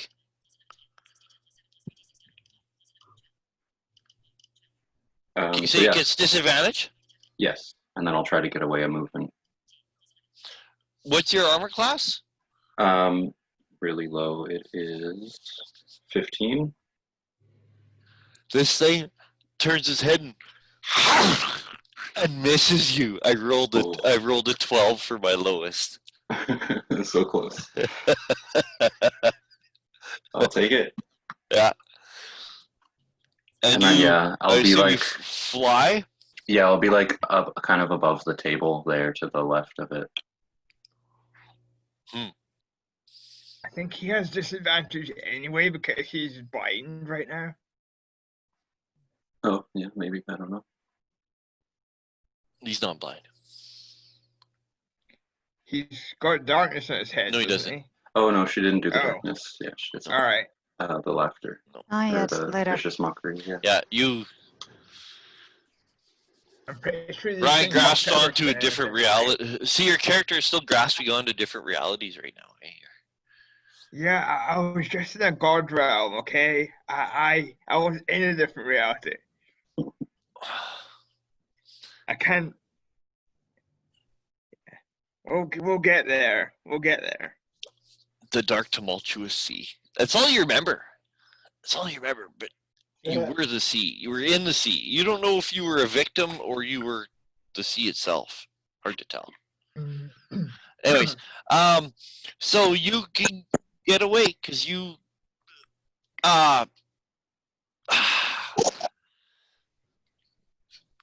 Far Eye. Yep.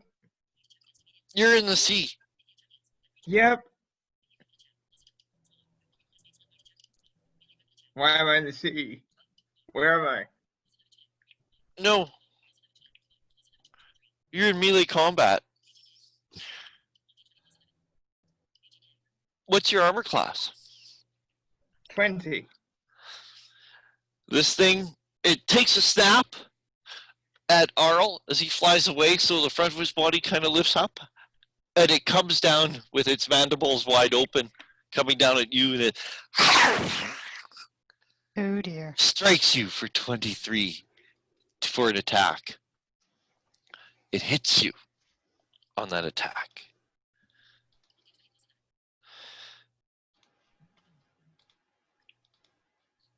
Ouch. Does it swallow me?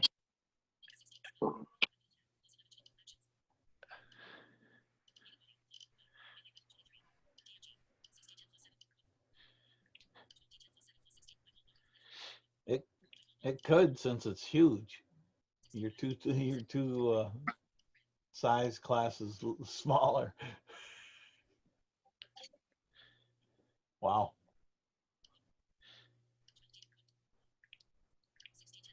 Okay. Let me roll again, this time not crit damage. I'm like, that seems a little high. I double checked. Yeah, I accidentally did the crit. Yeah, I must be experiencing a different reality again there. Sure. That's concerning. Okay. Yeah, maybe I might be going insane, guys. Sorry.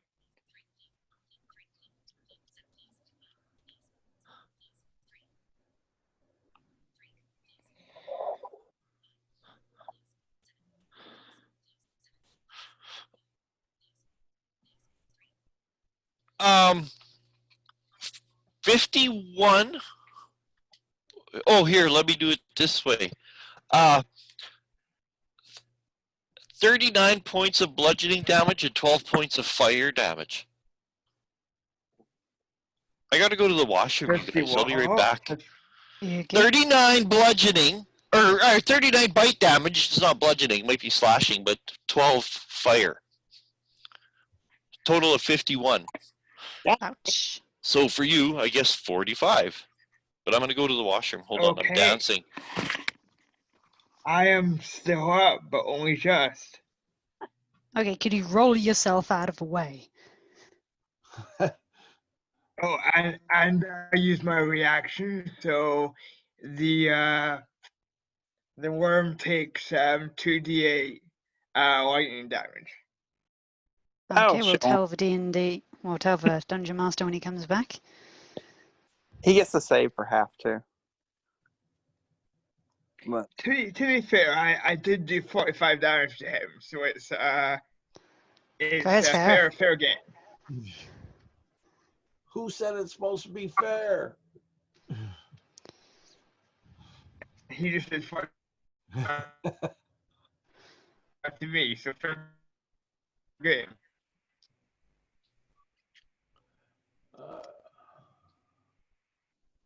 Yeah. Yes.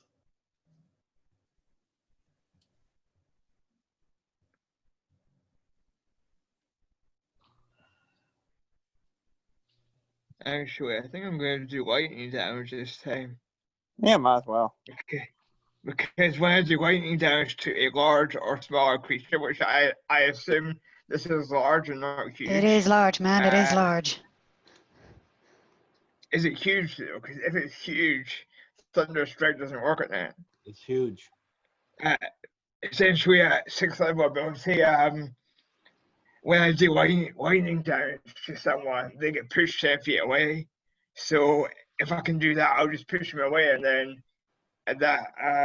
I'll still take damage, but he won't be able to hit me again at the very least, for until I go and hit him.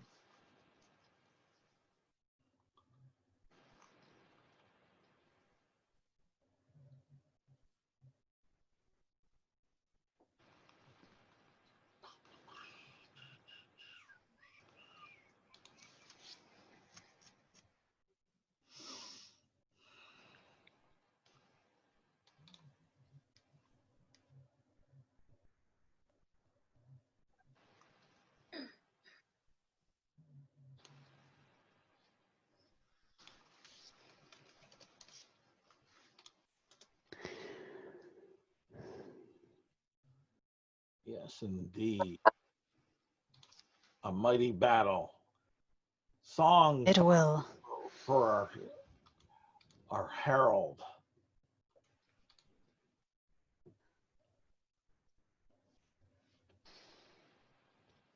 I hope none die. This would be a stupid place to die.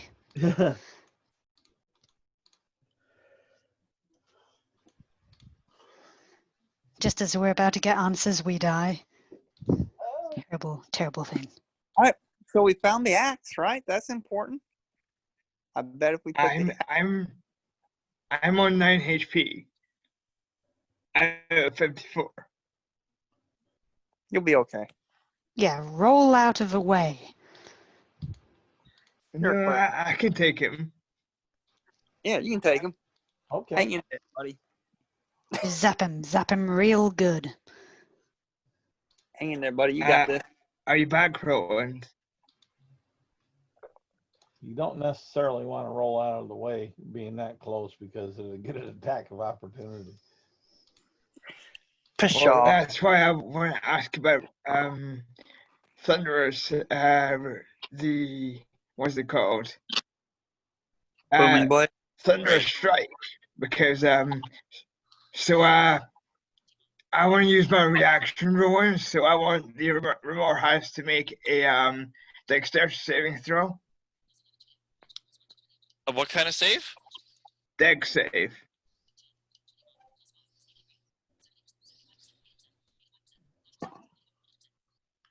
Okay.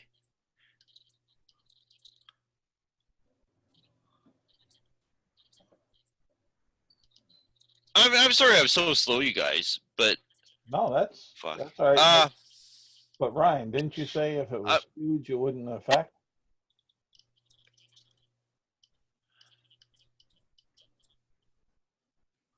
Dexterity saving throw for the Remor House, please. 9. Failed. Oh, you taking it on? Then he takes 14 lightning damage from Wrath of the Storm. And he is pushed 10 feet away from me.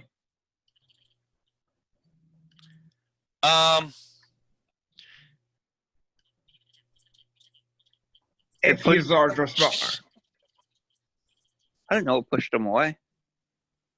I don't think it does because this. Yeah, you are grappled. I was gonna say you are hit. You are grappled. You have to escape. So there's an ability at 6th level called Thunder Strike. If I deal lightning damage to him, then he's pushed 10 feet away from me. Yeah, but I think because of but you're grappled, and you're beyond grappled. You're restrained. Oh, so I suppose it would push, but he's grappled. No. He would go with. Force movement, technically you would go with you, but I know, but you're grappled. In fact, you're restrained. The guards are pushing him away from me, dude. Like, but okay, let's compromise. He's pushed away, but he carries Ryan with him. Right. That's what basically, I think. yes. But what I was gonna say, I thought when Ryan was talking about it, if the size of the creature was huge, then it wouldn't have that effect. And it's large or smaller. Huge. Oh, well, then it doesn't get pushed away anyways. He's huge. Okay, fair enough. Then I'm grappled. Does it swallow me? Next round. You are grappled. So not yet. Not yet. Not yet. Give it time. He'll work up an appetite. It's okay, man. I got a diamond. I can bring you back. It's all right. I'm gonna try and banish it next turn. So that's what it does. You got your 45 points of damage. So you guys see it like, and you can hear like the crunch of like Far Eye's armor. He did also take 14 lightning damage as well, by the way, from that ability. Even though he didn't get pushed, he still took the damage. Mm-hmm. And so you hear the crunch of Far Eye's armor as it smashes into him, and it smashes with the jaws, and it kind of rears up, even lifting Far Eye off of her feet, right? Yep. Yeah, Her. off of her feet, and you could see, but like when the mandibles smash in, you could see like arcs of electricity arc off of Far Eye's armor and its jaws as this thing like hoists Far Eye, more or less off the ground. And then it goes silence. Oh boy. Okay. I'm a lot closer to it now. So let's see, what spell can I use this time? Yada-da-da-da-da. Ooh, bestow curse might be a bit too silly. Don't think an illusion would really work on it. Not sure if he can really hear anything. Ooh, Tasha's hideous laughter. Might as well try that. Okay, is there some sort of condition about intelligence or anything like that? Oh, yep, I'm just Looked this checking. up Hang already. on. Let's see. Does it have an intelligence score of 4 or less?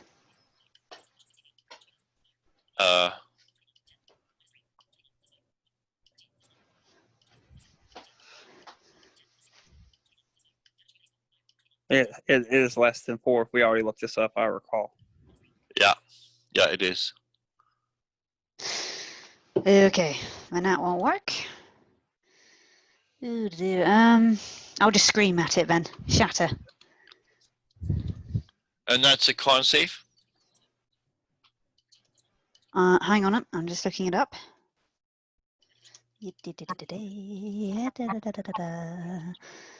Where is it? What's your Constitution saving What's your throw. spell DC? Spell DC, I had it somewhere down here. About 16. It failed. It failed the Constitution throw. Okay, it takes 3d8 thunder damage. Don't think I need to add on anything onto that. 1, 2, 3. Nice. An 8, a 4, and a 6. So 18.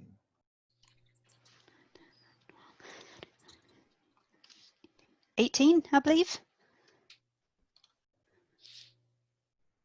What do you mean you believe? I'm not good at mental maths. Oh, well, what'd you roll? Well, I rolled an 8, a 4, and a 6. Yep, a 16. Ah, or 14. I was off. Yeah, Oh, 14, 18. right? No, 18. What? It's What'd you say? 6 8, a 4, and a 6? Yeah, that's 18. Yes. Yeah. Okay, 18. I was thinking the 8, a 4, and a 4, or 2 and a 4. I was thinking. Okay.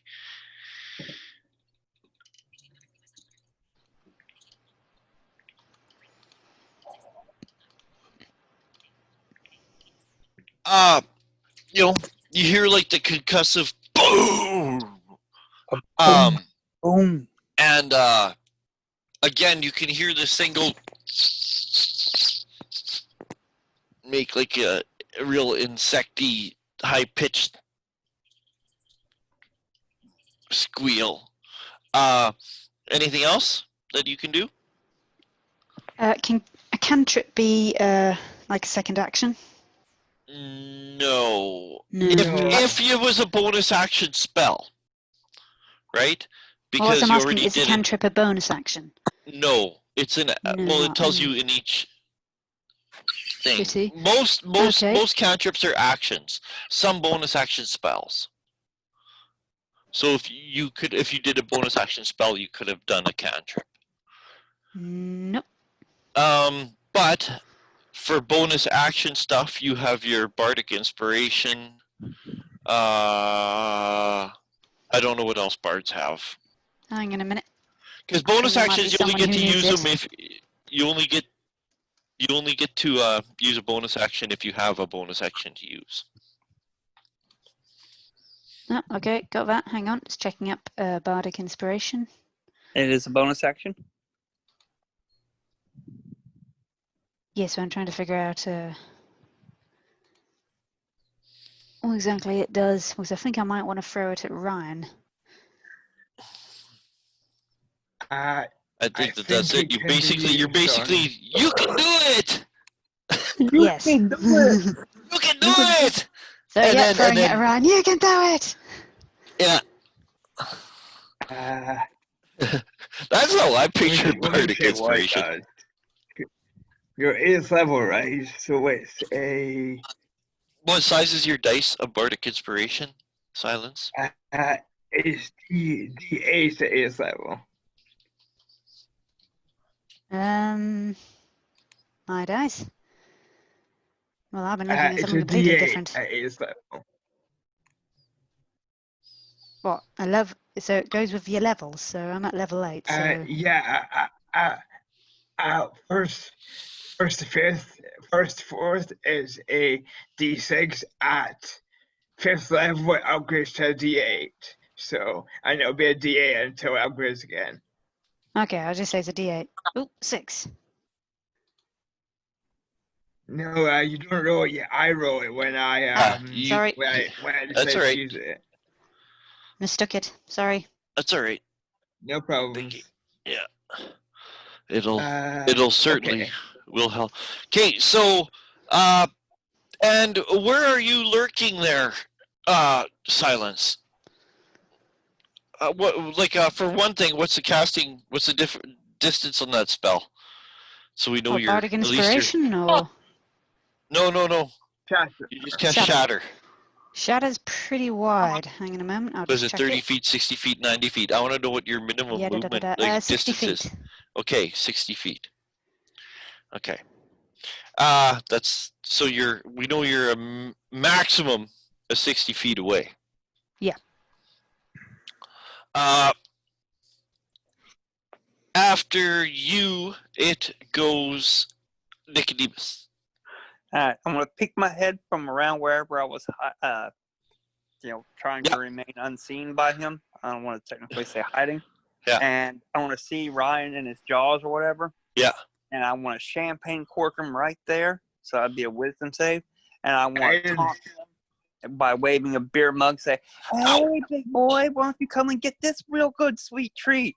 And be about 50 feet from his head. Okay. Trying to, come on, come get it. Come get this instead. I'm sure he doesn't understand English, but, Painting a big old target on your back. Yeah.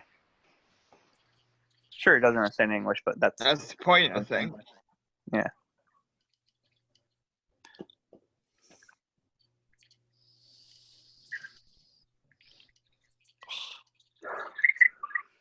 I'm kind of. And that's a wisdom, right? This thing's taking over 50 damage. It must be close to death. But now I may just hit it again. Yeah. Well, then again, it's a very big thing. Do it. Fuck it up, man. You can do it. Have faith in you.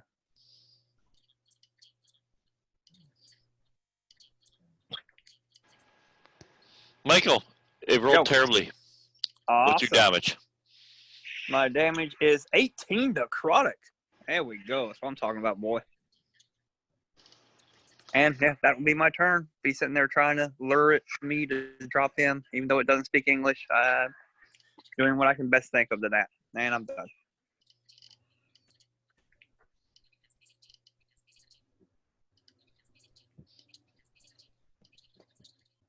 Yeah. After you, it goes Garl. Garl, you're still some distance away. Yep. Like quite some distance away. Far Eye is still technically like in its space fighting it, right? Yep. Like technically. And because you're like so far away, you're beyond 60 feet. Yep. And you've been hiding stuff like that. I'll give you advantage because it's just not paying attention to you. It's overwhelmed by other stuff. Yeah. Okay. So I'll give you advantage on your attack roll because you're. And he's gonna go ahead and climb back up on the slab to get the good view. Mhm. And he'll take his -5 for his sharpshooter, and let's roll. Oh, baby, a crit. Nice. Yes. All right. Then let me get this Nice. dice out. And they're D6s. So right there's a D6 for that, and a D6 for the crit. Yeah.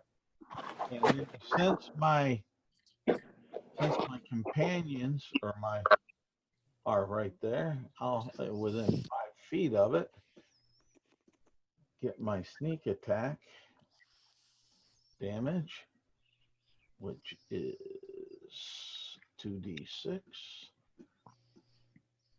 So another 2d6 to that. Roll that beam footage. That's 12 plus 10, 22 plus 3 on those, on that damage. So 22 plus 3, 25 points of damage. Wait. And as a bonus action, well, no, he's too far for that. So, yep, that's it. And bonus action, I'm going to go back down and hide with a stealth of.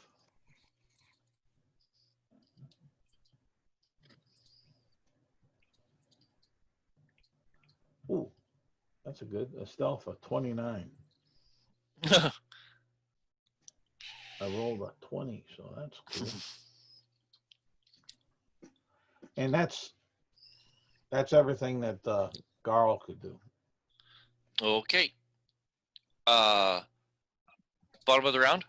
Far Eye.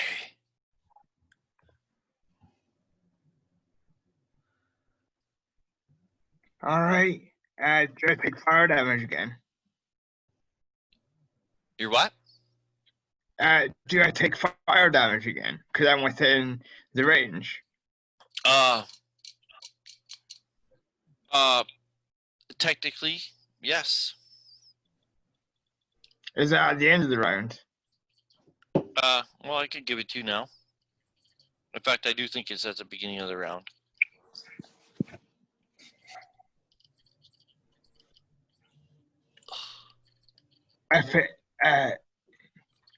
Well, I don't know. We'll see.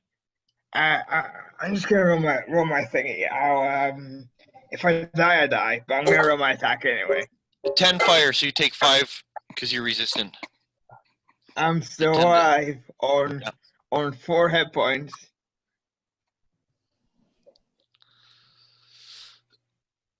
What you gonna do when you're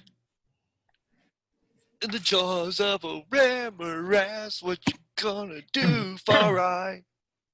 I'm gonna hit it as hard as I can. Go, go, go, go. What you gonna hit it with there, Far Eye? What you gonna do? Okay, I took 5 damage, but I just rolled my second crit in a row, so So you're cheating. Okay, roll. Yeah. I didn't cheat. I definitely rolled it. Well, roll your damage. You What can do do it. What are you stalling for? If I was in the clutches of death like you are, I wouldn't be bragging. I'd be doing some rolling.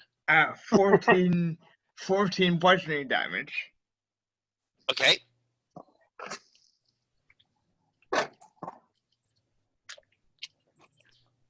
And 12 thunder. So for a total of 26.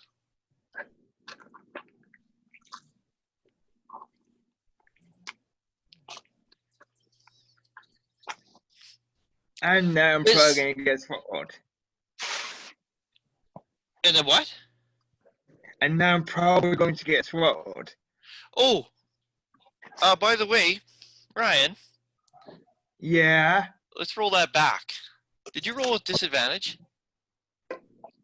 Oh, you're restrained. Okay. Okay. Sorry. Just roll with disadvantage and I'll just half it, right? Like, just instead of 26, it'll be 13.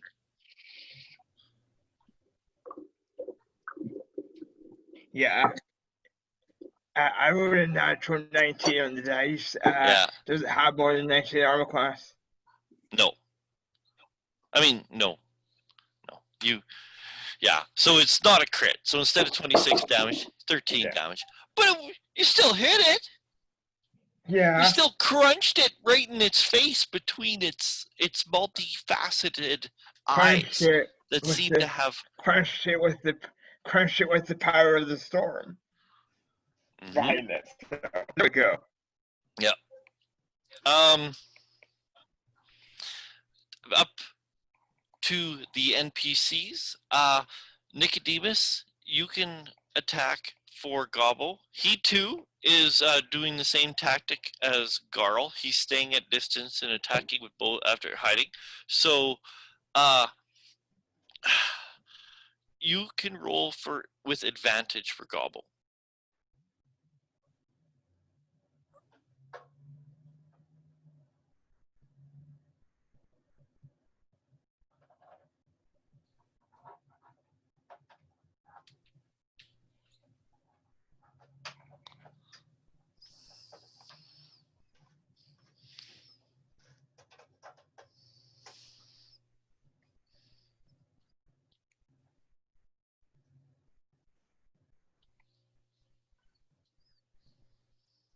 Are you there, Nicodemus, or are you muted?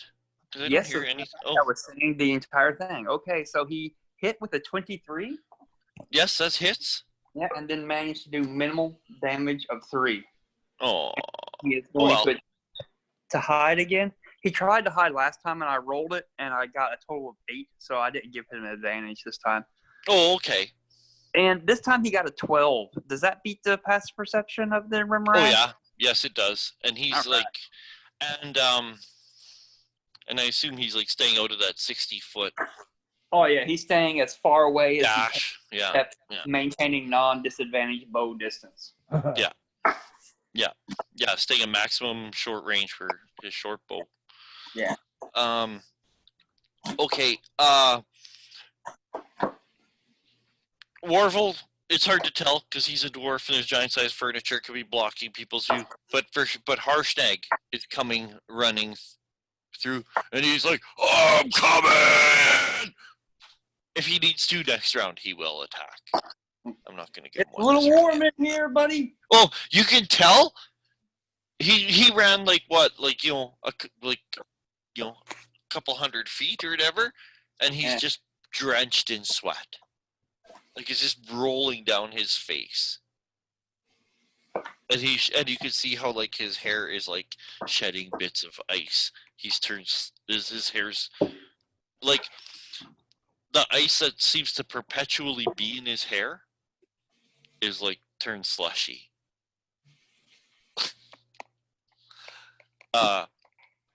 And you can see the sheen of sweat on his face. Sheen? Estevez.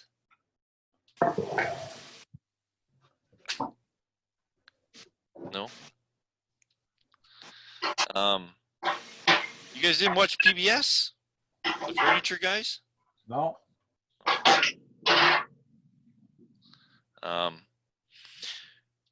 So that's the NPCs. Back up to Arl.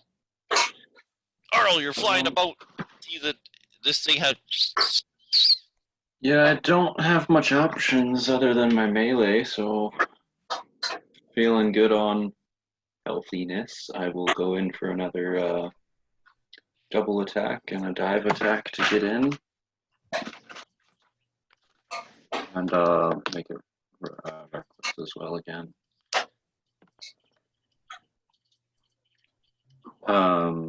17 to hit on the first That one. hits. So first attack does 12 points of damage. 12 points of damage, and you take 7. Oh, sorry, plus 3. Oh, So okay. 15. And you take 7 points of fire damage. And then my second attack, 12, 17 to hit again. Hits. And then that one is 11 plus 3. Plus, wait, 16 damage on the second one. Okay. And then, sorry, I took 4, you said? 7. 7.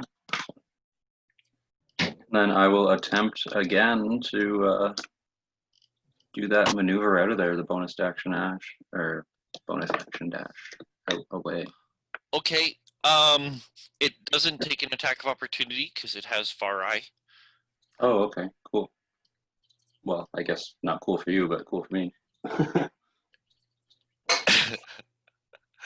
Anything else you would like to do? No, that's all I can do. That's my attacks and everything. Okay.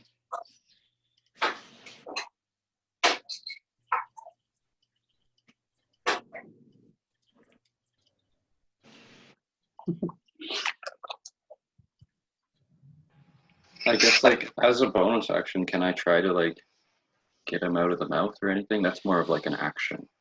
Yeah, that's Yeah. an act. If you had the bonus, no, it's. Yeah, then there's nothing else I can do. I'll just be, out of his range, 15 feet away or something like that. Far Eye, what's your armor class? I think it was 20. My class is 20. 20. With the 21 as an attack roll, It's well with me, right? you see this thing give like a quick flick toss. You almost think it's gonna throw Far Eye, but what it does, it tosses him up in the air enough to release it from its jaws so it can lunge its head forward and I use Wrath of the Storm again, so it takes another 2d8 lightning damage. how much? Well, dexterity saving throw, 2d8, and if you succeed, it's half. Okay. Fucking A, boy. Do it too. I would do it too. I want to give you indigestion. So 13 if you fail. Ryan, failed. 13. Does he die? Because that'd be so funny if he died there. It does not. Ooh. So Far Eye is swallowed and probably dead because Okay. I got diamonds. Hey, you're not dead till you're dead. no, she's not dead. She's unconscious right now. Being processed. Because she only had 4 hit points.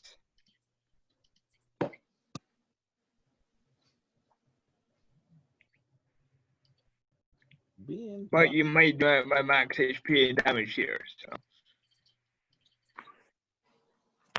so. Death matters not when you have a cleric of my abilities.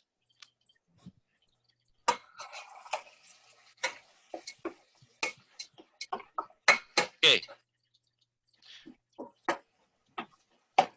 You're on the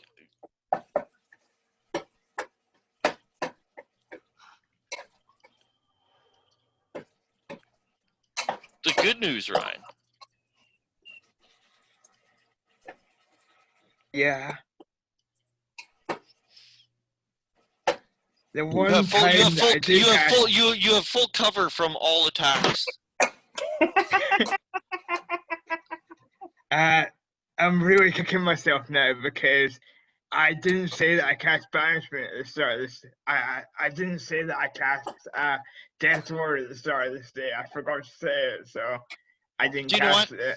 Do you know what? I know you do it. I'll let you.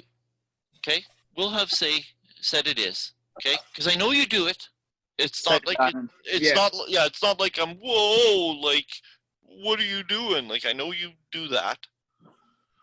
I'll give you I mean, benefit. she's gonna die. She's going to die next turn anyway because I'm pretty sure there's acid in this thing's throat. So,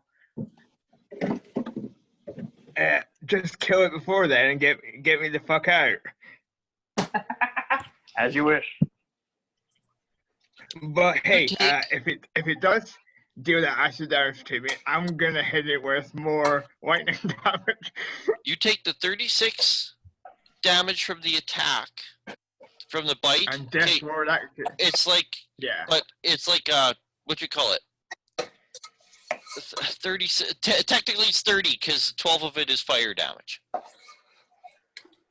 So 30 damage you take.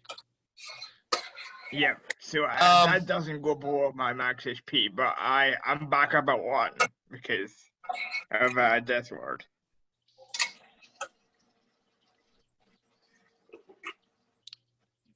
Grapple ends. Oh, so he's pushed 10 feet away for the lightning damage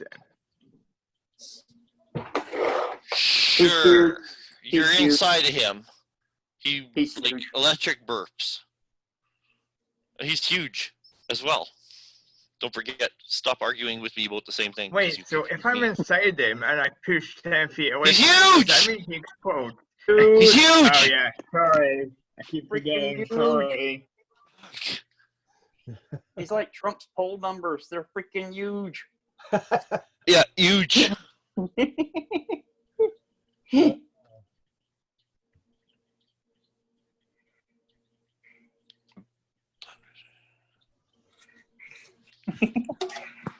Huge. If you guys, So, you guys can fucking kill it quickly, please. That That's would be the very thing. nice. and you see Farai disappear down its gullet. So now we go to Silence. Silence, you see that happen. You see, like, no! and you even see, like, crackle of, like, lightning shoot out of its jaws and on its mandibles as it, like, smacks its, like, proverbial lips. I yell from inside the Aren't you unconscious? throat. Fucking kill it! No, I'm not unconscious. I death ward. I'm Oh, still yeah. up. Yeah, you got 1 hit point. That's right. Yeah. Fucking kill this thing!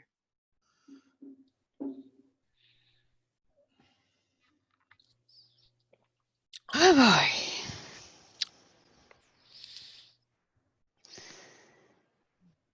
Well, Freaking huge. It's like saying I'm going to that. scream at it again. Because I'd like to do Hellish Rebuke, but unfortunately it hasn't hit me yet. So I'm going to do Shatter again. Unfortunately. Did you say unfortunately? Yes. I can help you out here. Yeah. No, I'll just take Shatter. So it needs to do a Constitution saving throw.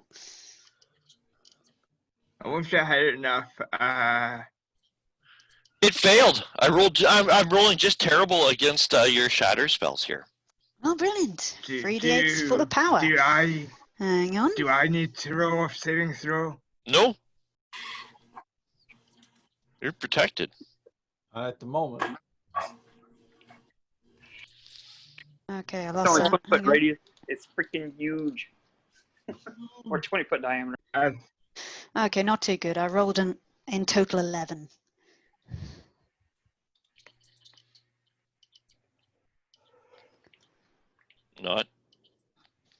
Not stinky.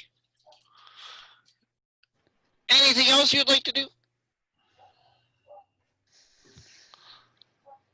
Well, sadly enough, Vicious Mockery isn't a bonus action.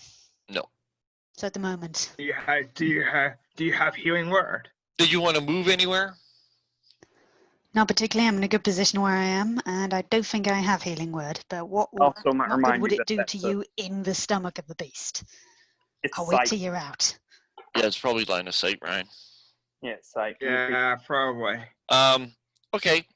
So, silence is done. Nicodemus, you're up. You see disappeared.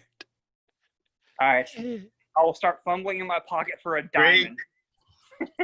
Great I will- first session. What are you Great gonna do? first session back, Michael? guys.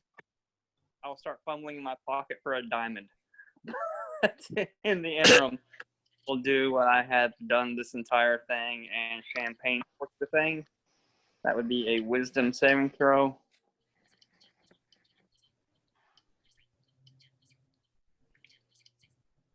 Oh, it failed. Oh, it does. Awesome. And, oh, come on, where's that? There we go. Oh, no, only one, two. There's two. Okay, got it. It's only 9 points of necrotic damage, and I want to move closer to the thing while using my item interaction to pull out a diamond from my belt pouch or wherever I keep my fucking diamonds. Yeah. I don't know how I Yeah, should. it's And yeah, I want it's to get yeah. closer because I got to be near there, and I want to yell out to everybody else. Cut its belly open! I can save him! I'm still alive in here.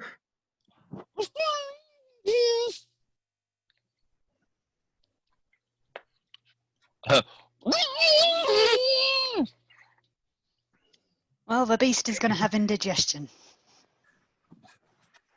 Remember I said Dwarvel! I can save him! The power of Bacchus is behind you. So then you're done, This is some Nicodemus? strong, powerful liquor I got here. It'll bring back the dead. You're done there, Slickodemus? Damn it! You're done? Yeah. I'm resistant to Okay. fire, cold, and poison damage, but not Garl. sticking acid. Garl will do the same tactic. He's getting up on the slab, going ahead and taking a shot. Yeah. I'm not going to give you disadvantage this time because it knows that some people are shooting at it, but you still will get your sneak attack because because of what you call it, Far Eye is still like alive and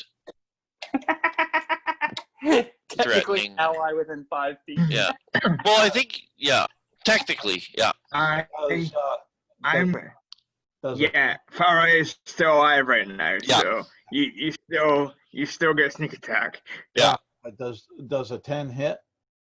No, it just bounces off of its carapace All right. or And, its plates. Yeah. and then Garl will jump on back down off the slab and go to hide. Oh, that's good. With another 29 stealth. Okay. So Garl is finished with all his action except for one. He will free action, holler out, "Protect my priest!" Bit late for that. So that's literally everything that Garl could do.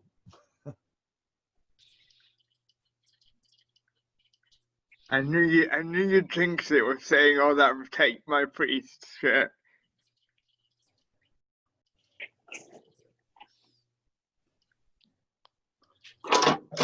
Well, I try to have my subject do well for my bidding. Ryan, Yep. 23 points of acid damage. Wrath of Take that, Storm. I'm inside it. Can it pass the dex save? Like, it can't really move out the way of me. Can what? So my Wrath of the Storm requires a dex save, but I'm inside it. How can it dodge me? But you're unconscious, aren't you? No, but before I go unconscious, it's like I get to do my Wrath of the Storm.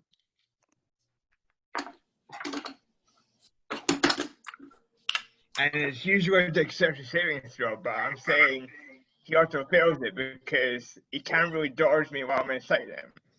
I will give you this advice, Roland. I mean, it's completely up to you. But technically, he counts as an ally within 5 feet. Technically, the thing gets a saving throw. No, and I know, and I was just gonna say, and technically, I would just do it at disadvantage, Ryan. Fair enough. I'm happy with that. Right? Like, Yeah, I'm happy with that. Sure. you're happy with that. I'm glad. Glad. That's what was important to me, right? Like, Oh, So what a combat.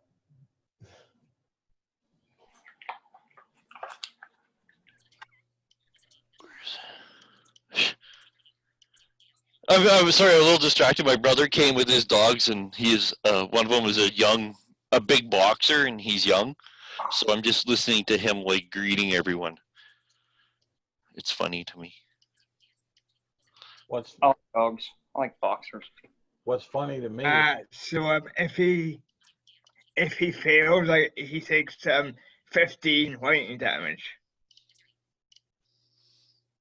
How much? 15. Funny, Darrell is so far tonight. All he's done is hit once, and which means Oh, man. he can't literally hit the broadside of a barn. It pretty much is. Say you hit, your arrows just melt beforehand. Yeah, Well, that's what I said before. Yeah, I just burst into flames, eh? I just think it's funny that literally he can't hit the broadside of a barn tonight. He is still alive. That would have been so cool. Like with my dying thing, I just burst out of it and like it explodes out. That'd be awesome. But oh well, I'm dead again. I'm unconscious again.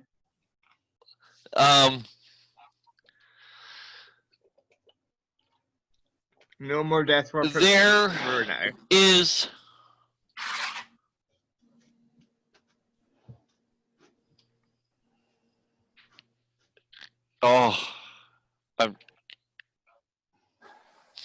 Arl is doing a hit and run. He can fly. I'm going to assume he's out of reach. Yeah, I specified to try to get out of his reach. Yeah, well, you told me you did. Mm-hmm. Unfortunately, I was moving closer to the thing. Yes, and I'm even thinking because of Silence's spell, she's like at least 60 feet away. It would have to dash. It has to be Nicodemus.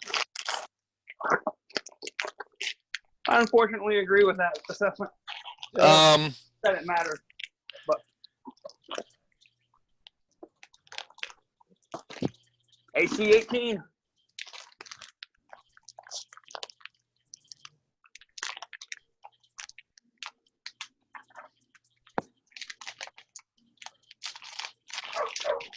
That looked kind of neat.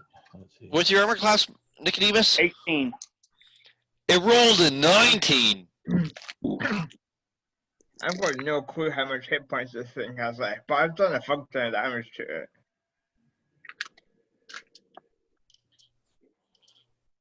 Maybe I should have done something besides saving my resources for cantrips. I don't know. Yeah. See.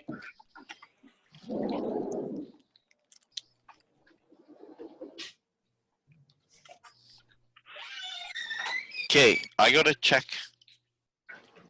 something out before I give you your damage. I'm not resistant to anything. I'm resistant to dying. I don't know if Garl is, but I know that's my one-liner joke for it.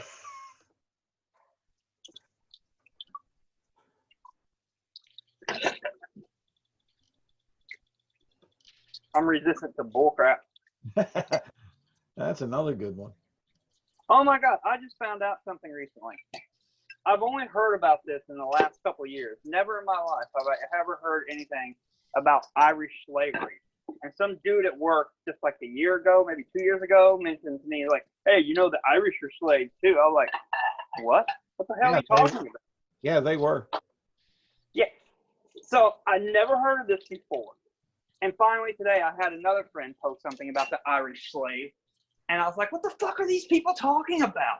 I mean, and so I started Googling and doing some research, and I find out that this Irish slave myth has just come about in the last few years as a Facebook thing.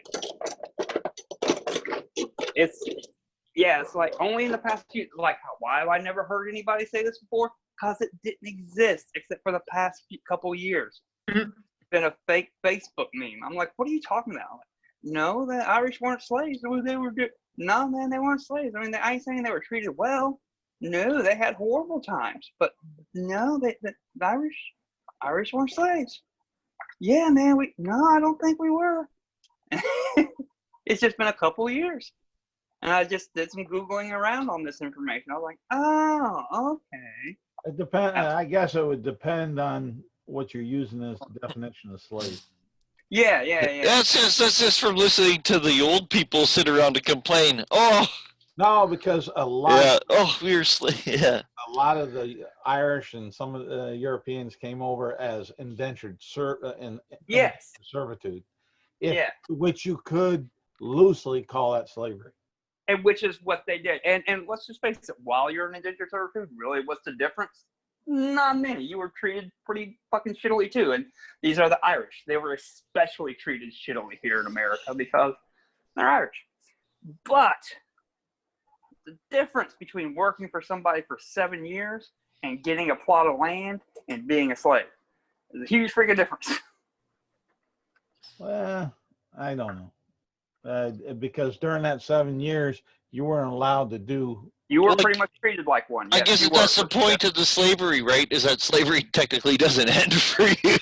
Well, actually, you right? Or your children or indentured servitude. There's an actual closeout date, right? Actually, slavery did end for some of them because they were always. But you were guaranteed that. That was like a part of the deal. That was part of the deal. But if you made further stupid actions, let's put it that way, your indentured servitude. And it's kind of like if you murder somebody. Well, it's like credit, though, right? It's or interest, right, or credit. That's what it would be. If you tried to escape and like that, and you had more time tacked on to it. Okay, so Michael, this thing bites you. You take 37, whatever it is, the piercing or bludgeoning, slashing, whatever the fuck it is, right? 37 damage to me, yeah. And 9 fire. But that fire is reduced to 4. I don't have any resistances. And you feel a blast of cold come from, like a cold, like when you feel the flames like the heat everywhere, you feel a cool spot on your hip, from your pouch, on your belt. So instead of 46 damage, it's reduced to 42 damage. Oh, okay. I mean 41 damage. Yeah. Okay. 41. Yeah. Okay. 41 damage. And you're absolutely correct. Did you use your inspiration? If you can take, because I have not. Oh, okay, never mind then. I forgot who used it already. But yeah, that's you can kind of figure that. Let's put it this way: you haven't attuned to it, but I would say that would be a passive property. Okay. Cool. I'm at 1 hit point. Oh damn! I wasn't at full health to begin with from the barbarian thing. I didn't completely heal up from my short rest, but close enough. That's cool. Let us continue. Am I grappled, restrained? You are both, yeah, grappled, and in this grapple you are restrained. It's okay. I know what I'm doing. Damn. And it's your go. Oh, no, silence this go. Oh, sorry, yeah, silence is go. I keep on forgetting that silence is before you. Yes, Silence, you see Nicodemus get plucked up from the ground by this thing, and he still appears to be like... You fucking jinxed us, Garl. Protect my priest. Now your priests are gonna die.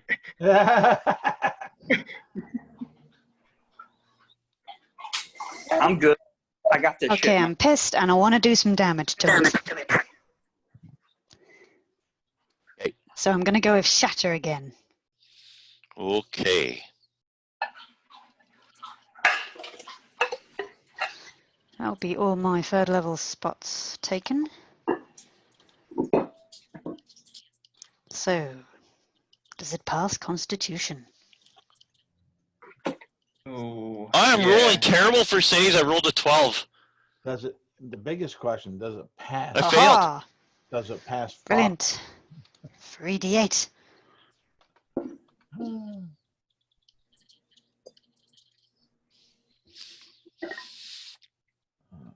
there's that. Damn, looking for shit that's gonna help this situation. 17. 17 points of like thunder damage. Yes. And it's loud in here, like even beyond like the roaring of the natural gas flames and everything. That it's all stone. It's massive in here. It echoes. And silence. Explain shattering this thing to death. Using your shatter spell on it to death. Well, it is a great big stone room. The echo just goes round and round and sort of builds up. If it had ears, those would have burst and bled. And well, thunder damage and air pressure against hard carapace does not last for long. So, like, if it was deep underwater pressure, it's slowly crushing in on itself, and then it shatters. Yeah, there are parts where you can see where its body cracks and heaves. One of its eyes explodes. It lets out like a big, like the sound of like air escaping. It sounds like a screech or a roar. It falls to the ground, releasing Nicodemus prone on the ground, sprawled, and things are quiet. But for the Saving my 4th level spell. What about rumbling, Far roaring Eye? whistle. Ow, Cut him sorry, open! Cut still him inside open! it. As I fall to the ground, I'll crawl over as I'm burned badly and take out my short sword and start ripping. Let me know when I'm in it because I'm gonna take some acid damage, right? Well, this is what happens. Nicodemus says that he gets up and starts already preparing to get you out. Yeah. Garl, Yes. we're out of initiative, but I'm just trying to smoothen it out, the transition. So you see this thing go down and you see Nicodemus rush over to it. Well, yeah. Or, More crawl. yeah. Well, I mean, like, kind of stagger up and kind of pull his shit together. Looks like he's heading over to try to get Far Eye out. So you could go over there, tell me what you want to do. Okay. I'll belt Harshnag, even. He's coming straight towards it. He has his axe in his hand. Yeah. He's going to be ready to help. Garl would make his way over there. He'd go ahead and dash from where he is, and then bonus action dash again to get there. Yeah. But once he gets there, seeing how unsteady Nicodemus is, Okay. he would lay a hand on him. Okay, so perfect. Perfect. We're out of initiative.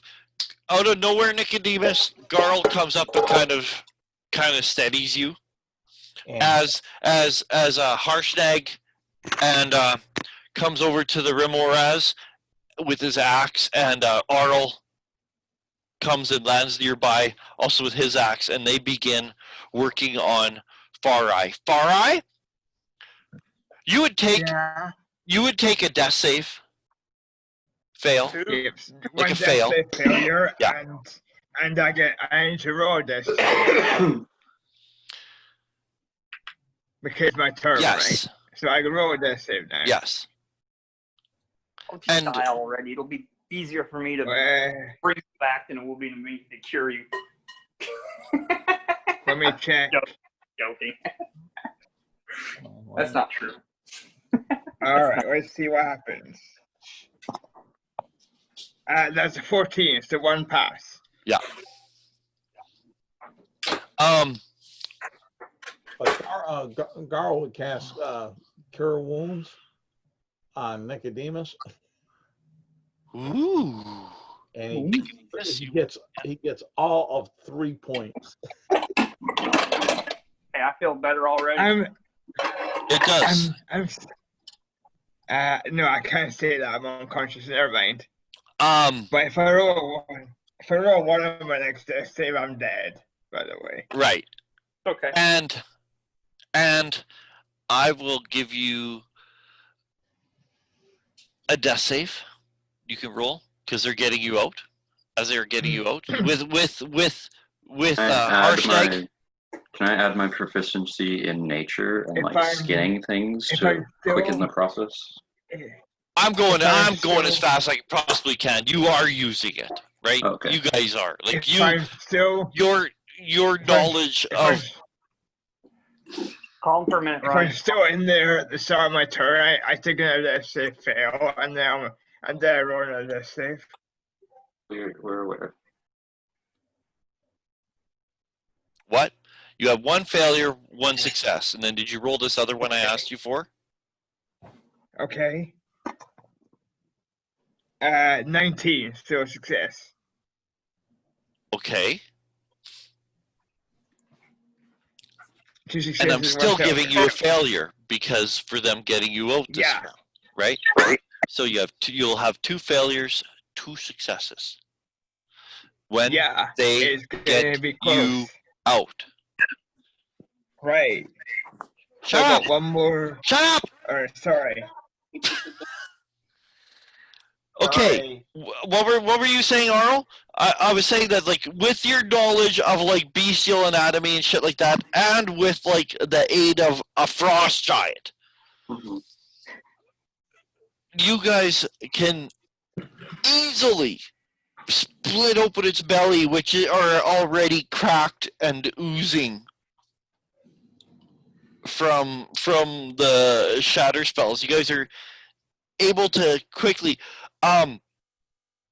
the fluids from this thing are, I'm going to say, are already cooled enough where they're not causing damage because it doesn't say anything about that. So, but to you it looks very comfortable, while like to Harshnag it looks like it's actually causing him pain when he's actually like using his hands to like pry it open and stuff like that. Like the heat is extreme for him still, not causing him damage, but it's Uncomfortable. it's like cleaning like a deep fryer, right? The deep fryer's turned off and the oil's still damn hot. It may not be like, it's not the same as when the fryer's at 350 degrees, but it's still hot. It's still, or like changing motor oil. Changing oil on a vehicle, the oil is still hot. You guys are able to pull him out. Nicodemus, Garl healed you 3 hit points. Silence, you come over. Farai currently has 2 failures, 2 successes. I need to know what is being done.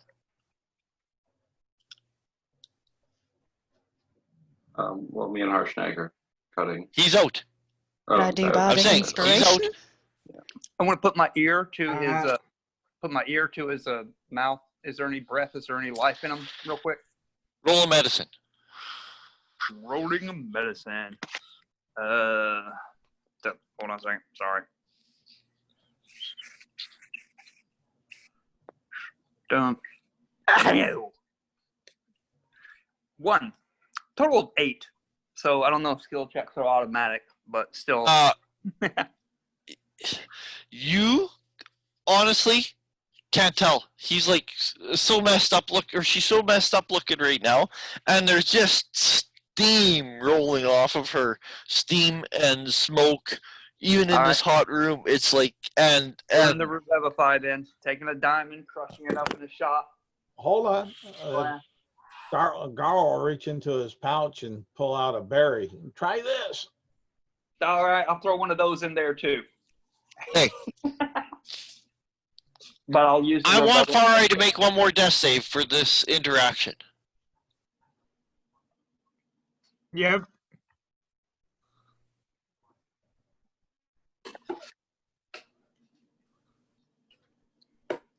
As a fail, she dead. Oh, that's okay. I didn't waste a Revivify then.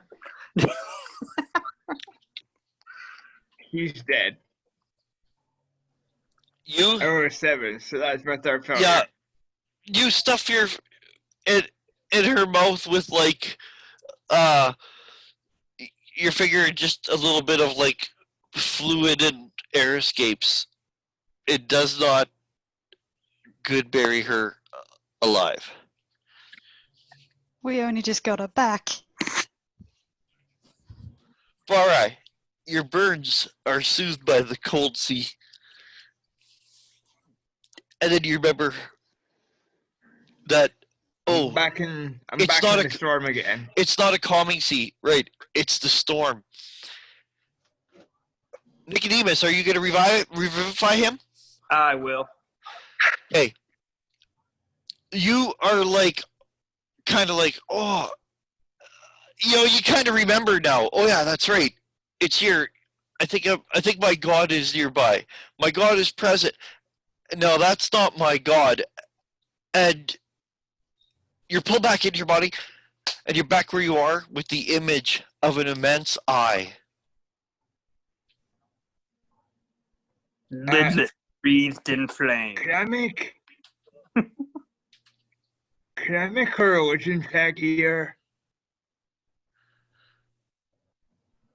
You cough and sputter. Stomach juices and acid still burning your skin and your eyes. The taste is bitter, like lemons, but the most sour, bitter lemon, just from the taste of the acid, and your ribs hurt from the jaws crushing you. Ow. And some of your hair has slid off of your scalp. You look a little bit like Anakin. And I'm just gonna lie here for a second, if that's okay. Okay, you can roll your religion. Anyone got any shawarma? Any what? Shawarma.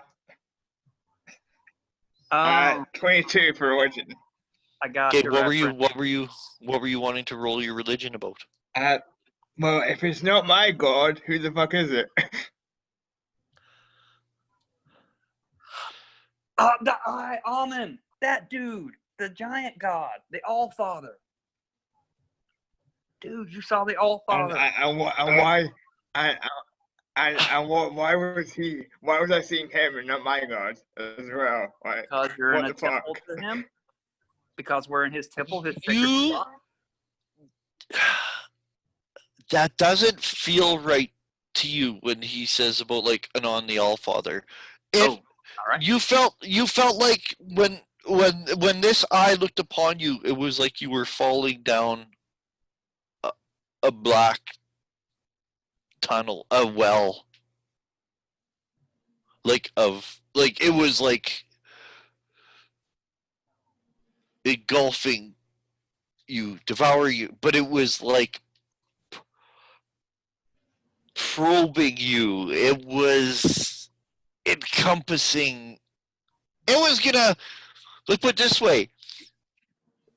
For It as was like cute. as frightening as the storm is, you know it somehow you feel the presence of your God. While when that eye looked upon you, you felt only the abyss. And I mean as in nothing, as in a bottomless nothing. That was trying to. Yeah, I was gonna say, if Farai is describing what you're saying to us, I was gonna Yeah, say it I'm sounds like the abyss is I'm describing. staring back, and then I was gonna go try to chop up some of the beast to like get some food going. I don't know. But there's only one way to find out, though. Here, maybe if you beer braise it, that'll be better. Get Oh, it's marinated. already pre-cooked. Here, battered Brimmer has. Well, I'm currently on 1 hit point, so Ew. No, I'm not. I I'm don't on. know about you guys, but I don't know about you guys, but I feel like a long rest might be a good point here. Yes, and I think I'll start playing my Song of Rest. And Garl, you also recall spotting that big axe against the slab. Yep. Just reminding you. And Garl would say, "Hey, there's a heck of a weapon over there. I couldn't lift it, and you know I'm strong as 10 gnomes put together." As I'm walking over to the beast, I'll just change directions and walk over to the weapon and try to lift it. It's massive. It could be what's missing, what's fitting with the statue. I help him. Yeah, and Diana's with us too, Silence? right? And Harshnag. Yes. In a way, Diana is here in a way, right? There Mhm. but not there. Silence. It does look like proportion, like in the same proportion, right? Like, because you know how I said like anybody, like I'm talking to real life, right? You go to your town square or whatever, they got a fucking statue of the mayor or whatever. It's not quite the scale, right? It's not super massive, but you know. It's bigger. Yeah, but it's bigger. That's how these statues are. So if Harshnag were to put his axe beside this one, you could tell this one is slightly larger, right? Because it's like scaled up, but it does totally look like a steel great axe. How about we put it in the hands of the frost giant statue in the main room and see what happens? Well, That's a good idea. Harshnag will flip his axe, hoist it onto his back, and he'll grab that axe, and you can tell he even he says, Well, why don't we "It have a is heavier." fire? Yeah, sorry to interrupt. Yeah, Well, we no. have a fire here. Like we could Mhm. check the room, see if it's secure. Then we can camp out here, and the statue is only in the room right beside us, so Yeah, it's not moving far. Harshnag says, "I'll take it out and try," and you can tell like he just got sheets of sweat just rolling off of his face, and his hair is wet. Like it's hot in here. He's he would look for any excuse to get out of here. So Mhm. he will take the axe if you want him to. Oh, he's the only one who can. Yeah, well, and it's true. The axe is 750 pounds. Well, I was thinking like the smaller people can, set up camp here, and then the bigger people that can carry everything can do some work. Yeah, and that's a good idea. And if you go back to the Remoraz, I mean, I don't know anything about Remoraz, whatever, but you figure that like the best thing would be like, well, you know that the legs are muscle, right? Yeah. If you get into the body, you're gonna be like, who knows what kind of organ or whatever. So you're like, the legs I know are muscle, and since it's huge, they're massive. Like the legs are like bigger than your leg. They're massive. So you could easily cook them in the flames, even. And I'd imagine they'd be something like crab. Yeah, that's what I was thinking. You could totally harvest legs for a meal. Well, I'll stay back then in this troop. and I'll get some cooking and some camping going. And then if other people want to go off with the statues, you can kind of divide and conquer a little bit. Never split the party. Yeah, we're only like a room away though. Okay. I don't start with that song. Because I know like Kath can't go on forever. Yeah, it's getting pretty Ryan late. probably can't go on forever. We'll do a quick little thing here. If you guys wanted to take a rest, even a long rest before you really did anything, you may. Okay. Okay. I'm Right. kind of. Because you guys can eat remoras. We can see how that goes. Beer battered. Harshnag takes the axe to the statue. Chink, perfect fit. Nice. Perfect fit. Knew it. So, 6 statues, 6 weapons. Well, technically 7 statues, Anon, and then 6 smaller statues, each holding a weapon. There is the 40 by 40 smoky area against the wall with the 6 runes around it. And they're like large. Each one's about 5 feet. Each one of these weapons is removable. We know that there is an ice rune, which is also found inside of your shard. Yeah. Ice. This is a fire rune. One more rune. Now, you guys know the weapons are removable for a reason. And you guys could snack and have a long rest, and we'll leave it there. You guys will be done your long rest, but think about it during the week. Yeah. Yeah. But there's Hey, what's the shard do for me? Pardon me? If I've bonded with the shard, what does it do? You can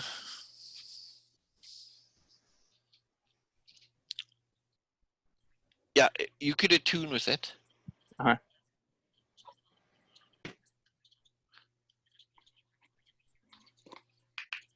Well, if we're cutting here, I'm sorry, I'm going to have to go. Yeah, you go, Kath. So great yeah, game, you go. everyone. Yeah. Can't wait till next time.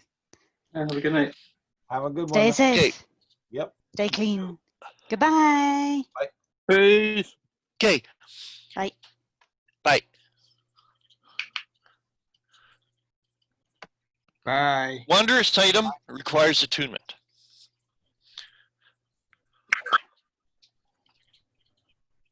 You can do something. You have resistance to fire damage. Okay, cool.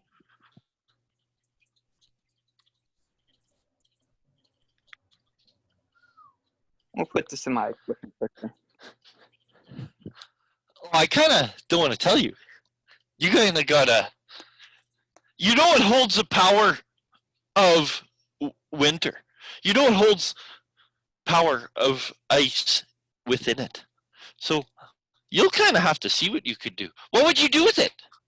Hold on, I gotta go to the washroom again. Hold on. Okay.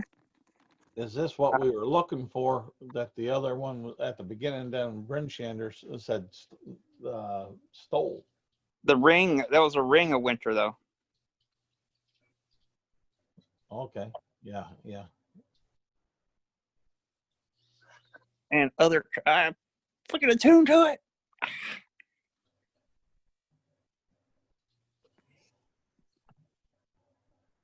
Kind of want to Google it. I've been doing that recently. Instead of looking up spells in my spell book, I just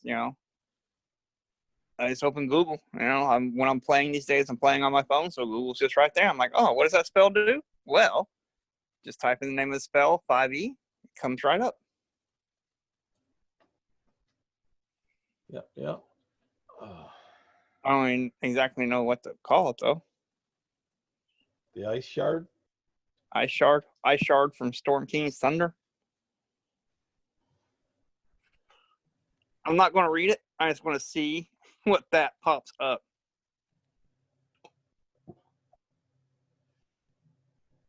Storm Instant character death. Froze. Stiff as a stick. Yeah, it could be. Could be. Shard of the Ice Room. There it is. I can look it up, but I'm not going to tap on it.